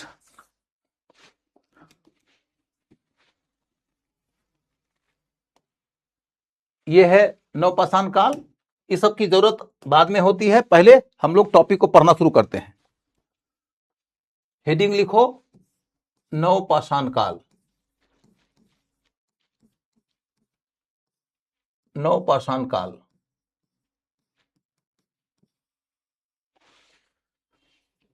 नवपाषाण काल के अंतर्गत क्या है?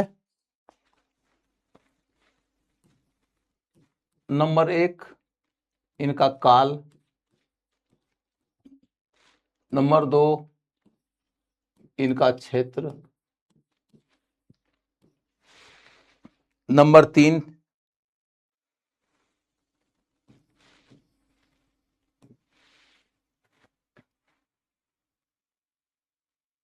इस काल की विशेषताएं,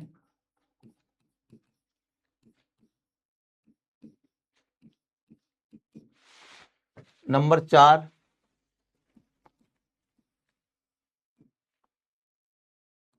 नवपाषाण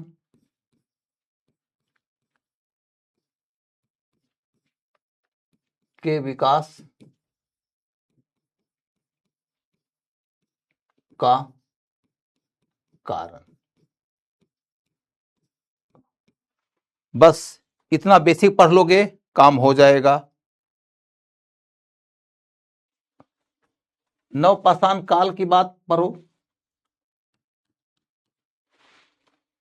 लिखो क्या पूरा ऐतिहासिक काल और प्राग ऐतिहासिक काल? हाँ, एक है, पूरा और प्राग एक है। प्रतिभा वर्मा, क्या है तुम्हारा?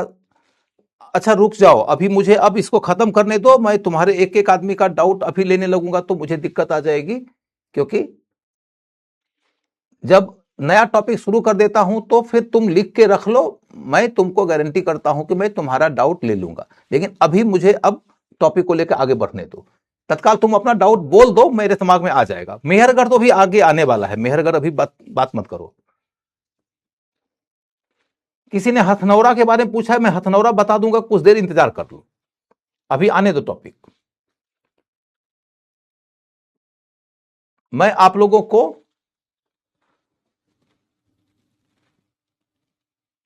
नवपाषाण काल की ओर लेके चल रहा हूं।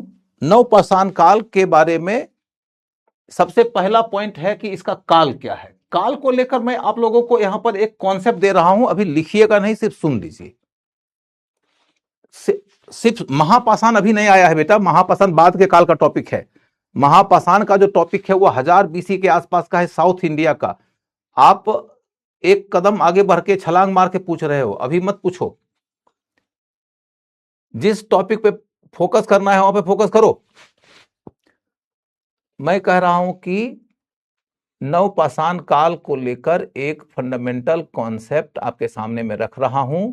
यदि आप लोग अपनी उंगलियों का टिपर टिपर बंद नहीं करोगे तो दिमाग कभी नहीं चलेगा।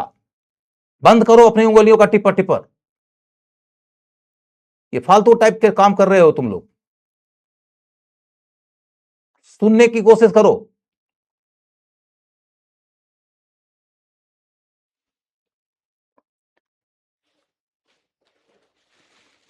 संक्रमण का मतलब मैंने कहा यार तुम लोग का कितना खराब हिंदी है। ये चौथी बार बता रहा हूं। संक्रमण काल का मतलब होता है एक काल से दूसरे काल की ओर ले जाने वाला बीच का मध्यम काल, जो मध्यपाषाण काल था। अब तुमको इतना भी नहीं आता है हिंदी। 3 बार बता चुका हूं संक्रमण शब्द का मतलब। उसके बावजूद सर संक्रमण का मतलब क्या है? बीच बीच में सो जाते हो क्या जी? गजनी हो जाते हो बीच बीच में है? सुनो गौर से। बीच बीच में तुम लोग सुनते ही नहीं हो। तुम लोग अपने में गप करते हुए रहते हो, बिना मतलब का चैटर चैटर चैटर चैटर करते रहते हो। तुम लोगों ने अपने ही इन गलतियों के कारण ऑनलाइन की पढ़ाई को ही चौपट कर रखा है। कॉन्सेंट्रेट ही नहीं करते हो तुम लोग। इतना ज्यादा गप, इतना ज्यादा चैट, इतना ज्यादा चैट। ऐसा लगता है मैं कह रहा हूं कि क्लास की शुरुआत जब मैं करूंगा, कोई टॉपिक खत्म हो जाएगा, उसके बाद तुम्हारे सामने में प्रश्न पूछने का पूरा मौका दूंगा। मध्यपाषाण काल खत्म होने के बाद मैंने कहा तुम लोग सवाल पूछो। तुमने जो पूछा कम ही पूछा तो क्या बताता। अभी भी मैं कह रहा हूं जब पाषाण काल पूरा खत्म हो जाएगा, नवपाषाण काल खत्म होने के बाद दोबारा तुमको मौका दूंगा।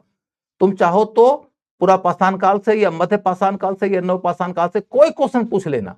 लेकिन अभी अब नवपाषाण काल पढ़ाना शुरू किया हो तो सुनो। अब बिना मतलब का बीच में चटर चटर मत करो, नहीं तो चैट बॉक्स ऑफ करवा दूंगा मैं। ठीक है? तो अब सुनो, जब कभी नवपाषाण काल शब्द का इस्तेमाल होता है किसी भी इतिहासकार के द्वारा, तो हम बोलते हैं कि वो एक स्थल मिला है।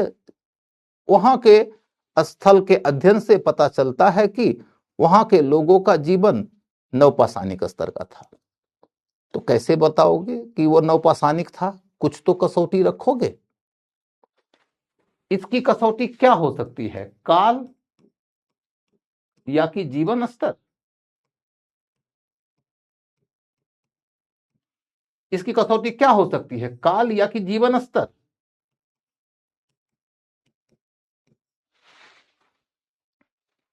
तो इसकी कसौटी काल को नहीं बना सकते हम, जीवन स्तर को बनाना पड़ेगा। आपने देखा है कि यदि कोई स्थल हमें ऐसा मिला जिस स्थल से जितनी भी सामग्रियां मिली हैं, उन सारी सामग्रियों से यह पता चलता है कि उस क्षेत्र के रहने वाले लोग लगभग आज से 1500 साल पहले के हैं। आज से लगभग 1500 साल पहले के हैं, या 1500 बीसी मान लो, 1500 बीसी के आसपास के लोग हैं। लेकिन वहां से जो सामग्रियां मिल रही हैं, उन सामग्रियों से हमें क्या दिख रहा है कि 100% लोग या तो खाद्य संग्रहण करते थे या तो शिकार करते थे। तो उस स्थल के जीवन को आप क्या कहोगे? क्या ये आप कहोगे कि वो नवपाषाणिक थे या कि कहोगे कि मध्यपाषाणिक थे? नहीं, भले वो काल कोई भी हो, यदि किसी स्थल से जीवन की ये दशा प्राप्त हुई है कि 100% लोग या तो खाद्य संग्रहण करते हैं या तो शिकार करते हैं, तो वह पूरा पाषाणिक जीवन हो गया। पूरा पाषाणिक जीवन हो गया, पैलियोलिथिक जीवन हो गया।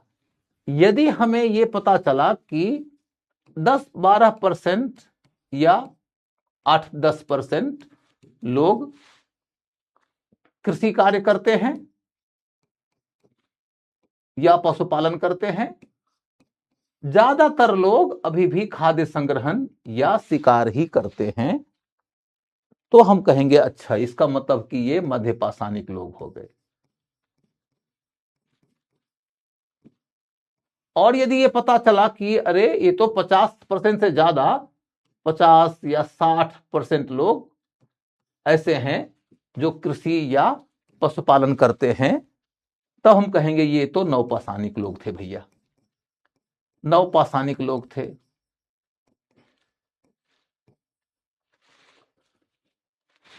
और इसी क्रम में यदि हमको यह पता चले कि यहां से हमको धातु का प्रमाण भी मिलने लगा, धातु का प्रमाण मिलने लगा, धातु का प्रमाण मिलने लगा, तो धातु के प्रमाण के तौर पर देखें कि कौन सा धातु मिल रहा है। यदि तांबा मिल रहा है, ताम्र, ज्यादातर लोग पत्थर के उपयोग से ही उपकरण बना रहे हैं, लेकिन कुछ कुछ उपकरण तांबे के बनाए जा रहे हैं। तो हम कह देंगे कि अब वो पाषाण काल से आगे निकल गए हैं, ताम्र पाषाण काल में चले गए, ताम्र पाषाण काल में चले गए हैं। तो हम काल मात्र के आधार पर ये नहीं तय करते हैं कि वो पैलियोलिथिक थे यानी कि पूरा पाषाणिक थे, कि मध्य पाषाणिक थे, कि नवपाषाणिक थे। हम उनके जीवन स्तर से तय करते हैं। यहां तक बात यदि समझ में आ गई हो तो अब एक अगला लेवल आता है आपके सामने में। अगला लेवल क्या है बच्चों? अगला लेवल यह है कि भारत के अंदर लगभग 7,000 साल पहले, लगभग 7,000 साल पहले नवपाषाणिक जीवन की शुरुआत हुई। लेकिन नवपाषाणिक जीवन कौन से क्षेत्र में कब तक चला? तो सभी क्षेत्रों में नवपाषाण काल के शुरू होने और समाप्त होने के काल अलग अलग हैं। जैसे कि उदाहरण के रूप में लेके देखो, तुम बलूचिस्तान चलो। बलूचिस्तान आज के डेट में पाकिस्तान में है, पहले तो भारत ही का हिस्सा था। बलूचिस्तान के क्षेत्र में 7,000 बीसी के समय से ही कुछ कुछ हमें एग्रीकल्चरल जानकारी मिलने लगती है मेहरगढ़ से। नवपाषाणिक जीवन का प्रमाण मिलने लगता है अपने को। और तकरीबन 3500 बीसी 4000 बीसी के बीच के दौर में आके हमें वहां से तांबे का प्रमाण मिलने लगता है। 3000 बीसी तक आते आते हमको वहां से कांसे का प्रमाण मिलने लगता है। तो इसका मतलब है कि वहां पाषाण काल खत्म हो गया। पाषाण काल खत्म हो गया, ताम्र पाषाणिक युग आ गया, फिर कांस्य युग आ गया। जबकि यदि आप कश्मीर चले जाओ तो आपको 2500 बीसी तक नवपाषाणिक जीवन मिलेगा। उत्तर प्रदेश चले जाओ तो 2000 बीसी तक नवपाषाणिक जीवन मिलेगा। यदि आप दक्षिण भारत चले जाओ तो 1500 बीसी तक नवपाषाणिक जीवन मिलेगा।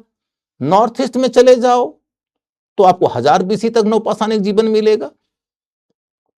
तो इसका मतलब हुआ कि भारत के अंदर अलग अलग क्षेत्रों में नवपाषाण काल के अंत की अवधि अलग अलग है। सभी क्षेत्रों में विकास की गति एक नहीं है।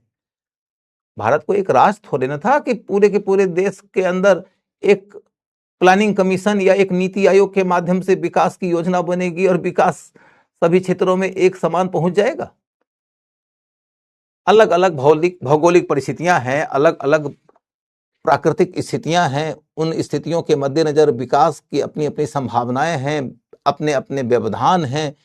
इसके वजह से नवपाषाण काल के अंत की अवधि अलग अलग क्षेत्रों में अलग अलग कालों में दिखती है।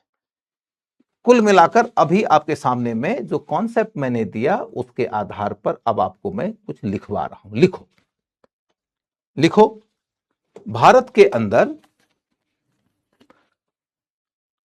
अब आपको लिखना है शब्दशः। लिखो, भारत के अंदर नवपाषाण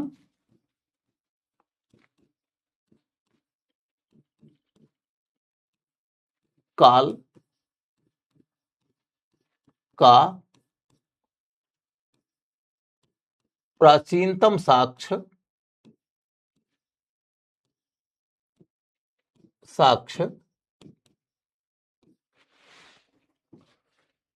मेहरगढ़ से माना जाता है।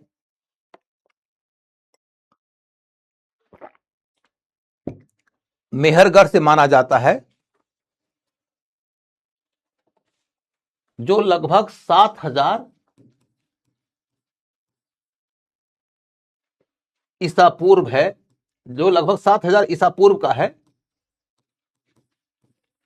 ईसा पूर्व का है।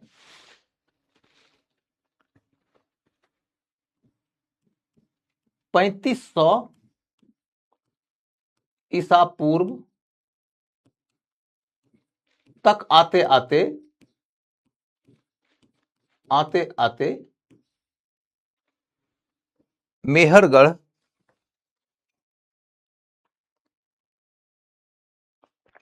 धातु युग में प्रवेश कर गया, धातु युग में प्रवेश कर गया।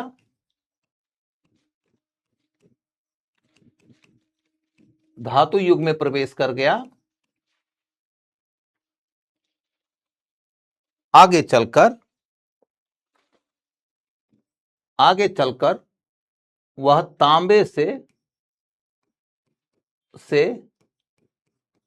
कांस्य के उपयोग की ओर बढ़ा, कांस्य के उपयोग की ओर बढ़ा।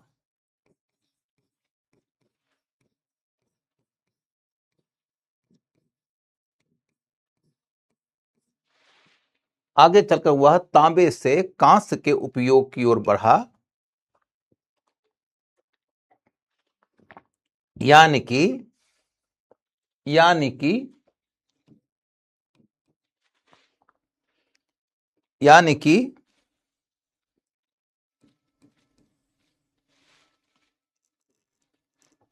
यहां नवपाषाणिक जीवन समाप्त हो गया।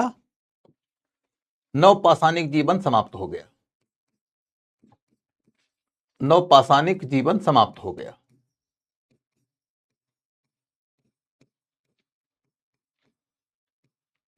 जबकि कश्मीर में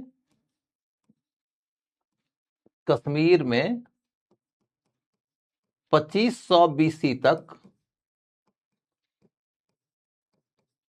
नवपाषाणिक जीवन मौजूद था। कश्मीर में 2500 बीसी तक नवपाषाणिक जीवन मौजूद था।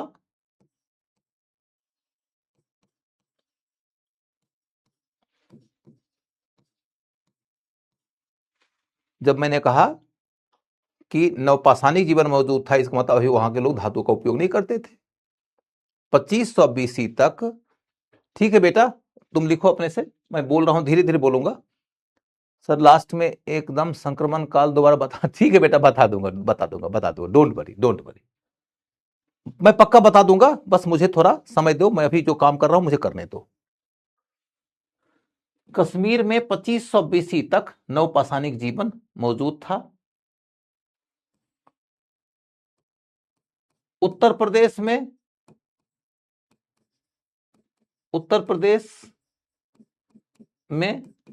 2000 बीसी तक नवपाषाणिक जीवन मौजूद था। 2000 बीसी तक नवपाषाणिक जीवन मौजूद था।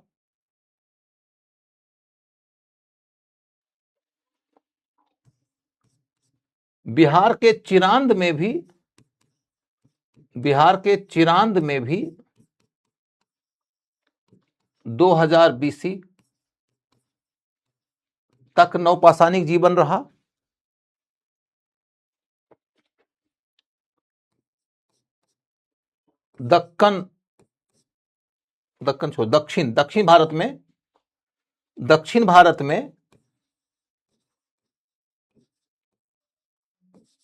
दक्षिण भारत में 1500 बीसी तक नवपाषाणिक जीवन रहा। और पूर्वोत्तर भारत में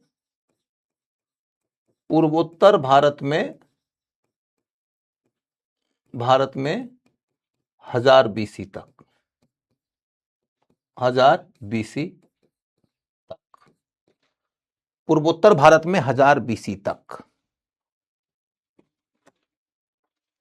पूर्वोत्तर भारत में 1000 BC तक। अब क्या समझे आप लोग?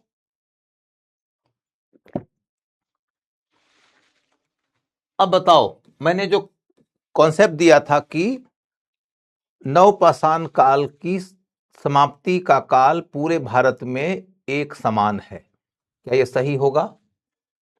तो ये स्टेटमेंट गलत हो जाएगा। और कॉन्सेप्ट जो मैंने दिया था, क्या दिया था कि नवपाषाण काल की पहचान हम जीवन स्तर से करते हैं, न कि किसी तिथि से। तुम कल्पना करके देखो, यदि तुम में से कुछ लोग इतिहास के आगे के टॉपिक से थोड़ा सा भी परिचित हो गए तो तुम्हें मालूम होगा कि लगभग 3000 BC के आसपास सिंधु घाटी सभ्यता की शुरुआत हो गई थी और 2500 BC तक आते आते सिंधु घाटी सभ्यता अपने पीक पर पहुंच गई थी और 2000 BC तक सिंधु घाटी सभ्यता पीक पर रही थी और इसके बाद फिर सिंधु घाटी सभ्यता का पतन होने लगा था। सिंधु घाटी सभ्यता वो सभ्यता है जिसके लोग बड़े पैमाने पे कांस्य का उपयोग कर रहे थे, वो सभ्यता है जिसके लोग नगर में रह रहे थे, एडवांस नगरीय जीवन जी रहे थे, अंतरराष्ट्रीय व्यापार कर रहे थे। और ठीक उसी समय भारत में बहुत सारे ऐसे क्षेत्र थे जहां के लोग अभी नवपाषाणिक जीवन ही जी रहे थे। तो हम किसी भी क्षेत्र में जाकर वहां की सामग्रियों के आधार पर अध्ययन करते हुए बताते हैं कि वहां का जीवन अभी कैसा था। कोई समरूप तिथि नहीं तय किया जाता है, इसमें हो नहीं सकता ना। तुम कल्पना करके देखो कि आज तुम जिसे जम्मू कश्मीर कहते हो, उसका जम्मू का इलाका काफी डेवलप्ड हो गया था और वहां नगरीय जीवन आ गया था, लेकिन कश्मीर में अभी नवपाषाणिक जीवन ही चल रहा था। तुम यदि 2500 ईस्वी में जाकर देखोगे ना, 2500 ईसा पूर्व में, 2500 BC, 2500 BC माने आज से 4500 साल पहले। आज से 4500 साल पहले चल के देखते हैं हम जम्मू और चल के देखते हैं हम कश्मीर। जम्मू में हमें नगरीय जीवन दिखाई देता है, एकदम योजनाबद्ध तरीके से बसे हुए नगर नजर आते हैं। जब कश्मीर जाओगे तो लगेगा कभी तो धातु का उपयोग भी नहीं करते थे वो लोग, अभी तो वो लोग नवपाषाणिक जीवन जी रहे थे। तो इसलिए यह समझना है कि नवपाषाण कालीन जीवन की शुरुआत और समाप्ति भारत में एक साथ नहीं हुई थी, अलग अलग क्षेत्रों में इसकी शुरुआत और समाप्ति अलग अलग कालों में हुई थी। आई थिंक अब आपका यह कॉन्सेप्ट क्लियर हो गया होगा, ठीक है। बट शायद उसे बुरा लग गया। किसको बुरा लग गया भाई? क्या बुरा लग गया? किसको? कौन सी किसकी बात बुरी लग गई? बुरे लगने के लिए यहां कुछ भी बात नहीं होती है। यहां जो भी बात होती है इसलिए होती है कि बस आप लोगों को दुआ लग जाए कि आप सेलेक्ट हो जाओ। अब देखो बच्चों, काल की बात तो अब हो गई, क्षेत्र की बात लेके देखें। क्षेत्र की ओर जाने से पहले मैं आपके सामने में इनकी विशेषताएं बता देता हूं ताकि उन क्षेत्रों में आपकी अभिरुचि पैदा हो जाएगी। तो अब लिखो नवपाषाण कालीन जीवन की विशेषताएं। नवपाषाण कालीन जीवन की विशेषताएं।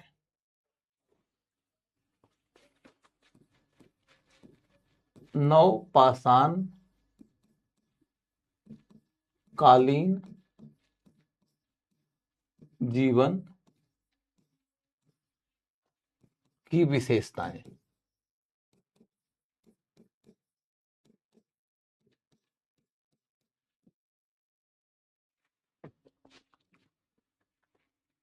नंबर 1, अरे भाई तुम में से बहुत लोग पूछ रहा है संक्रमण। अच्छा चलो मैं एकदम सीधे शब्दों में संक्रमण शब्द का अर्थ बताता हूं। संक्रमण शब्द के लिए अंग्रेजी में ट्रांजिशन वर्ड का इस्तेमाल होता है। संक्रमण काल हम किसी ऐसे काल को कहते हैं जो काल दो कालों के बीच की पटरी की तरह होता है, सेतु की तरह होता है। यानी कि जब एक काल के अंदर लोग 100% शिकार या खाद्य संग्रहण पर जीते थे, दूसरे काल के लोग अधिकांशतया लोग खेती करने लगे और पशुपालन करने लगे, तो ये बात अचानक नहीं हुई होगी। बीच का एक ऐसा काल आया होगा जिस काल से धीरे धीरे गुजरते हुए वो लोग नए काल तक गए होंगे। पुराने और नए के बीच की जो पटरी की अवधि है, जो बीच की एक सेतु की अवधि है, बीच का एक जो मध्यम काल है, उसी को संक्रमण काल कहते हैं। तो मैंने आपको यह बताया कि पुरापाषाण काल की जीवन दशा अचानक ही नवपाषाण काल की जीवन दशा की ओर नहीं मुड़ी होगी। बीच में एक दौर आया है कुछ 100 वर्षों का, कई कई जगहों पे कुछ 1000 वर्षों का, जबकि आरंभिक स्तर पर लोगों ने खेती करना शुरू किया था, 2, 4, 5, 10% लोगों ने शुरू किया था। फिर यही धीरे धीरे बढ़ते हुए 50% तक जब पहुंच गया, तब जाकर हम उनको नवपाषाणिक जीवन स्तर के रूप में पहचानने लगे। समझ गए आप लोग? चलो बच्चों, अब आगे देखते हैं नवपाषाणिक जीवन की विशेषताएं क्या है। नवपाषाणिक जीवन की विशेषताओं में सबसे पहली विशेषता क्या है? 50% से ज्यादा लोग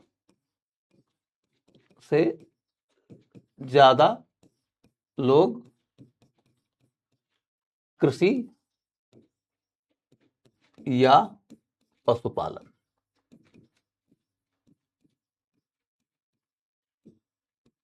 और यहीं पर देखो कि तुमको गलत कराने के लिए क्या कर देंगे, एग्जामिनर लिख देंगे 100% लोग कृषि या पशुपालन। क्या यह नवपाषाण काल की विशेषता है कि 100% के लोग करेंगे कृषि या पशुपालन? तो नहीं। 50% से ज्यादा लोग करेंगे खेती या पशुपालन, तो हम मान लेंगे कि नवपाषाणिक लोग हैं। नवपाषाण काल के दौर में भी जिस क्षेत्र में 50% से ज्यादा लोग खेती और पशुपालन कर रहे थे, उस क्षेत्र में बहुत लोग अभी भी शिकार कर रहे थे। उस दौर में उस क्षेत्र के बहुत सारे लोग अभी भी खाद्य संग्रहण कर रहे थे। इसलिए 100% की कसौटी नहीं है, 50% ज्यादा की कसौटी है। दूसरा पॉइंट, गृह निर्माण शुरू हुआ। गृह निर्माण और इससे स्थायी जीवन की शुरुआत हुई।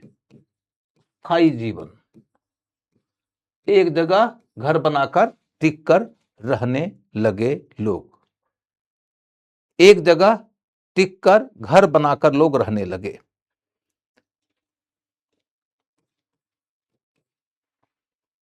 इसके बाद अगला पॉइंट, लोग मृदभांड बनाने लगे। मृदभांड बनाने लगे। मृदभांड बनाने लगे। मृदभांड का मतलब क्या होता है? मिट्टी का बर्तन।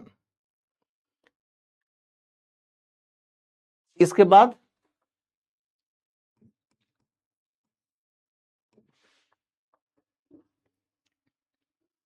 सामाजिक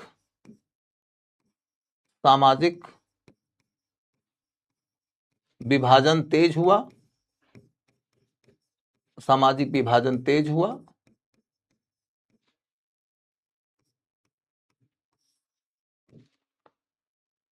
अनुष्ठान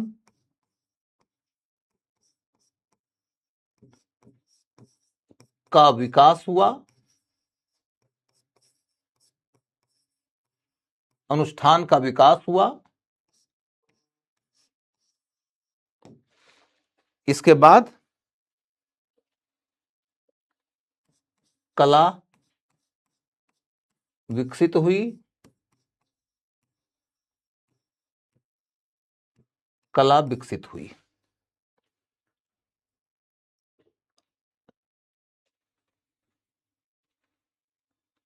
अंजलि, मैंने तुम्हारा स्टेटमेंट पढ़ लिया है, लेकिन मैं जवाब नहीं दूंगा बेटा, क्योंकि तुम लोगों को यह बात समझ में नहीं आ रही कि जब आदमी पढ़ाने पे आ रहा है तो तुम लोग बिना मतलब का अपना स्टेटमेंट ने अपनी चलाना, ट्यूशन थोड़े पढ़ने आए हो जी।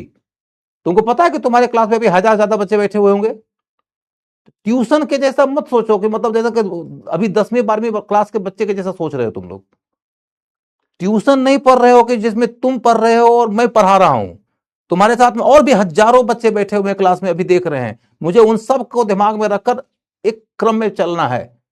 जब मन में आया तब से एक टप सा कुछ स्टेटमेंट लिख दिए, मुझे मालूम है कि क्या करना है। और एक दाव तुमने बोल दिया, मैंने देख लिया, उसके बाद सर मेरे सवाल का जवाब नहीं दिया, मेरे सवाल का जवाब नहीं दिया। 4 बार तुम यही लिखोगे, तुम पढ़ोगे कब? गौर करके ध्यान देके पढ़ा करो।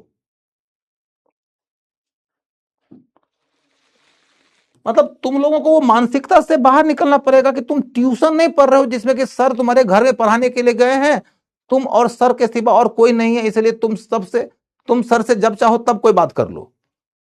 यहां हजारों बच्चे एक साथ बैठ के पढ़ रहे हैं। यदि मैं उन हजारों लोगों को कमेंट करते रहूंगा तो कुछ देर बाद तुम ही उब जाओगी कि सर पढ़ाइए भी।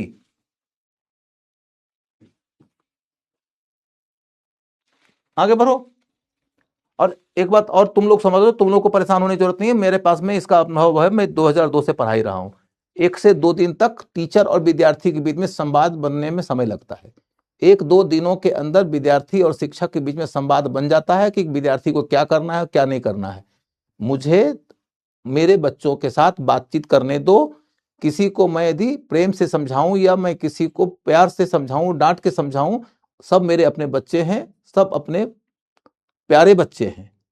इसलिए मुझे हक है कि मैं किसी को कुछ बोल सकता हूं। मेरे सिवा यह हक किसी और को नहीं है। मेरे सिवा यह हक आप में से किसी को नहीं है। मैं कुछ बोलूंगा, तुम मेरे पक्ष में 50 स्टेटमेंट देने लगोगे तो कोई बच्चा डिमोरलाइज हो जाएगा। इसलिए मुझे किसी प्रकार के सपोर्ट की जरूरत नहीं है। मैं किसी बच्चे को डांट सकता हूं, ये मेरा हक है, क्योंकि मैं उसका टीचर हूं। वो मेरा स्टूडेंट है या मेरी स्टूडेंट है।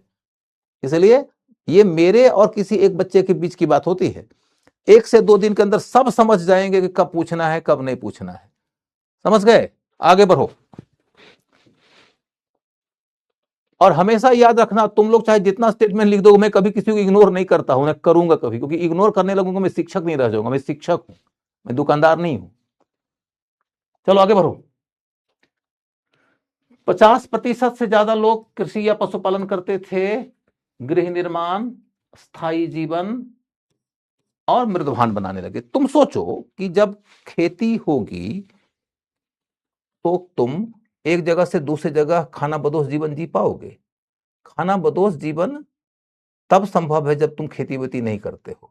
कहीं चले जाओगे जहां की वनस्पतियां तुमको ठीक ठाक नजर आई, खाने पीने के लिए उपलब्ध हो गई, पशु नजर आए, उनको खा मार के पीट के खा जाओगे, पीने का पानी मिल जाएगा, वहीं जाके बस जाओगे।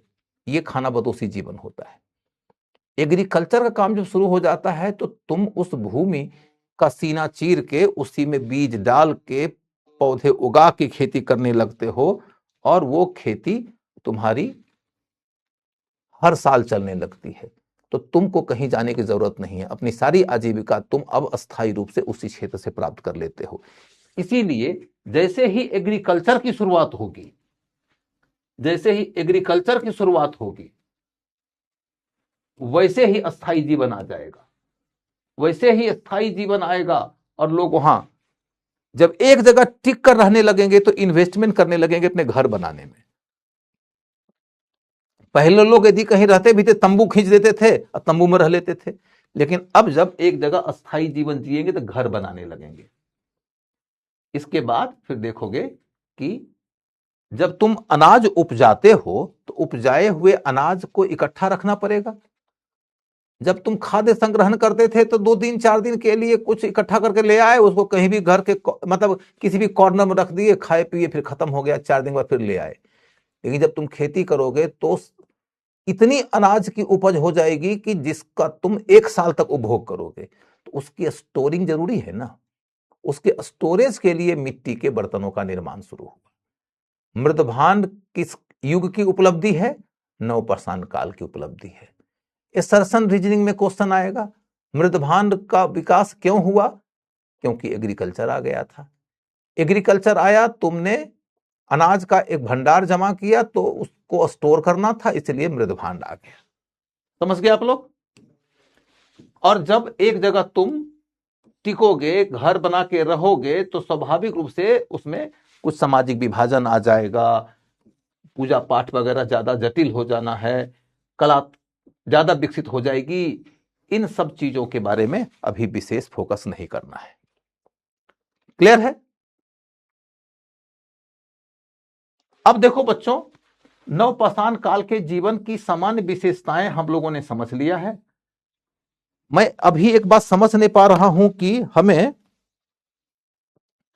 अभी क्लास को आगे बढ़ाना है 15-20 मिनट लेट शुरू होने के कारण, या कि अगला कोई क्लास है आप लोग का। यदि आप लोग का कोई अगला क्लास नहीं है तो मैं कुछ देर और पढ़ा दूं। यदि आप लोग का अगला कोई क्लास है या कोई शेड्यूल ऐसा फिक्स है तो मैं छोड़कर जाने के लिए बाध्य हूंगा।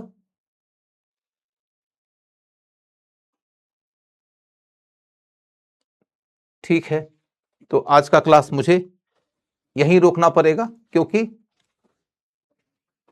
नवपाषाण काल की विशेषता तो मैं बता चुका हूं। देखो, विशेषता बताने के बाद में ये क्षेत्र ही समझाना है। क्षेत्र समझाना है तो क्षेत्र के अंतर्गत देखोगे कि कहानी बस इतने भर की होगी कि इनका एक क्षेत्र है बलूचिस्तान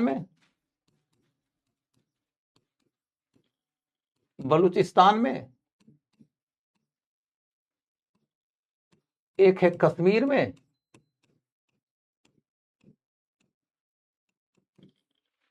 उसके बाद फिर राजस्थान में,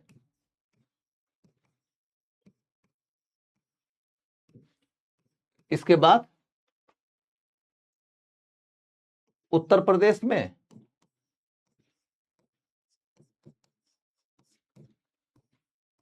मध्य प्रदेश में,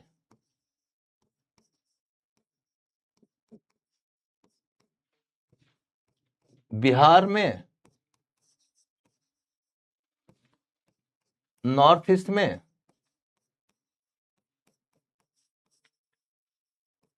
और साउथ इंडिया में।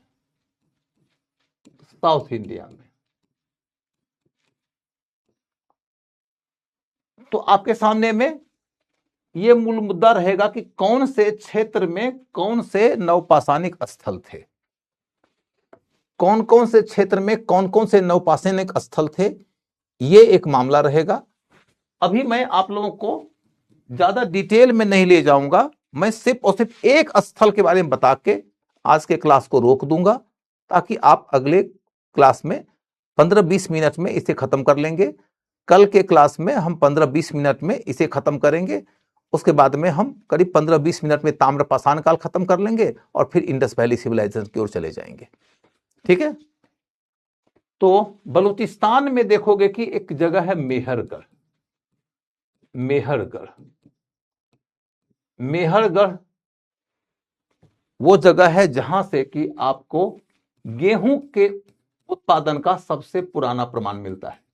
गेहूं की खेती का प्राचीनतम साक्ष्य मिलता है, प्राचीनतम प्रमाण मिलता है। भारत के इतिहास में गेहूं की खेती का सबसे पुराना प्रमाण कहां मिला? तो मेहरगढ़ में। दूसरी बात, यहां से क्या खास बात मिलती है? तो कपास की खेती का प्रमाण, बहुत बड़ी बात है, कपास की खेती का प्रमाण मिलता है। इसके बाद तीसरी बात क्या यहां से मिलती है? तो मृदभांड और गृह निर्माण, माने भवन निर्माण। इसके बाद एक विशेष बात है कि मालिक के साथ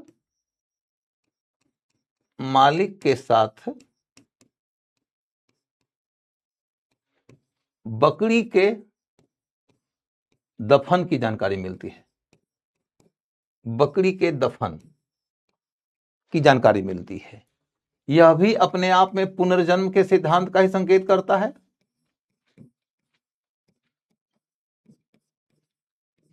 कि ये लोग अपने मृतकों के शव को दफनाते थे और ये लोग पुनर्जन्म में भी यकीन करते थे। तो कुल मिलाकर देखो बच्चों, तो आपके सामने में यह स्पष्ट हुआ कि मेहरगढ़ से हमें यह सब कुछ मिलता है।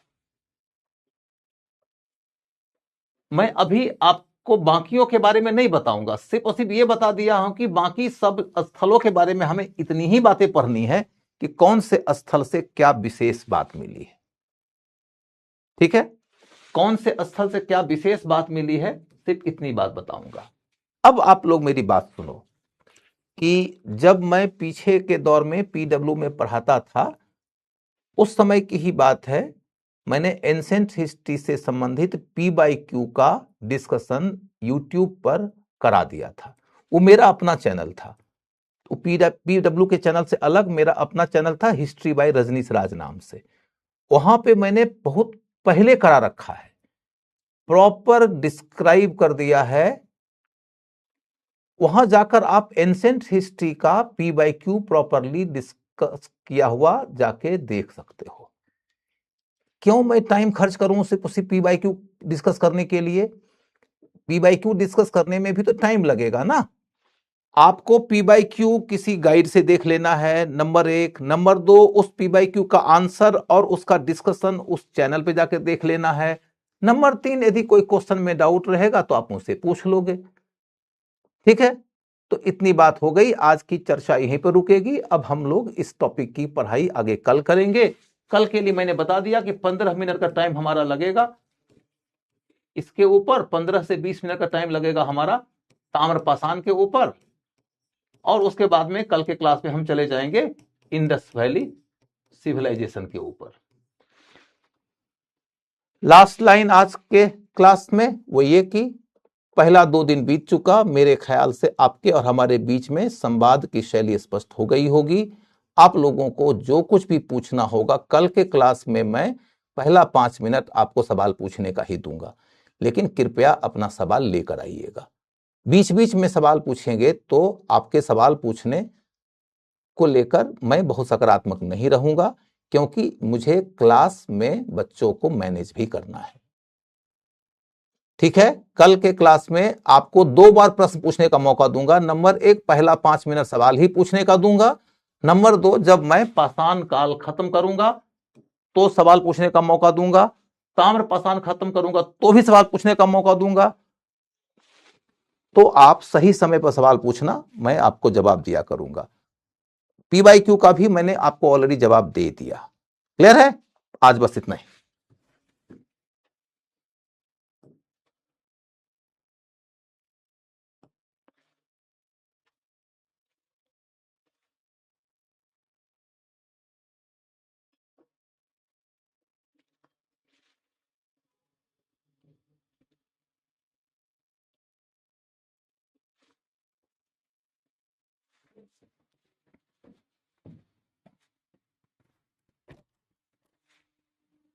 ये क्लास एंड कैसे करना है? कोई है नहीं क्या?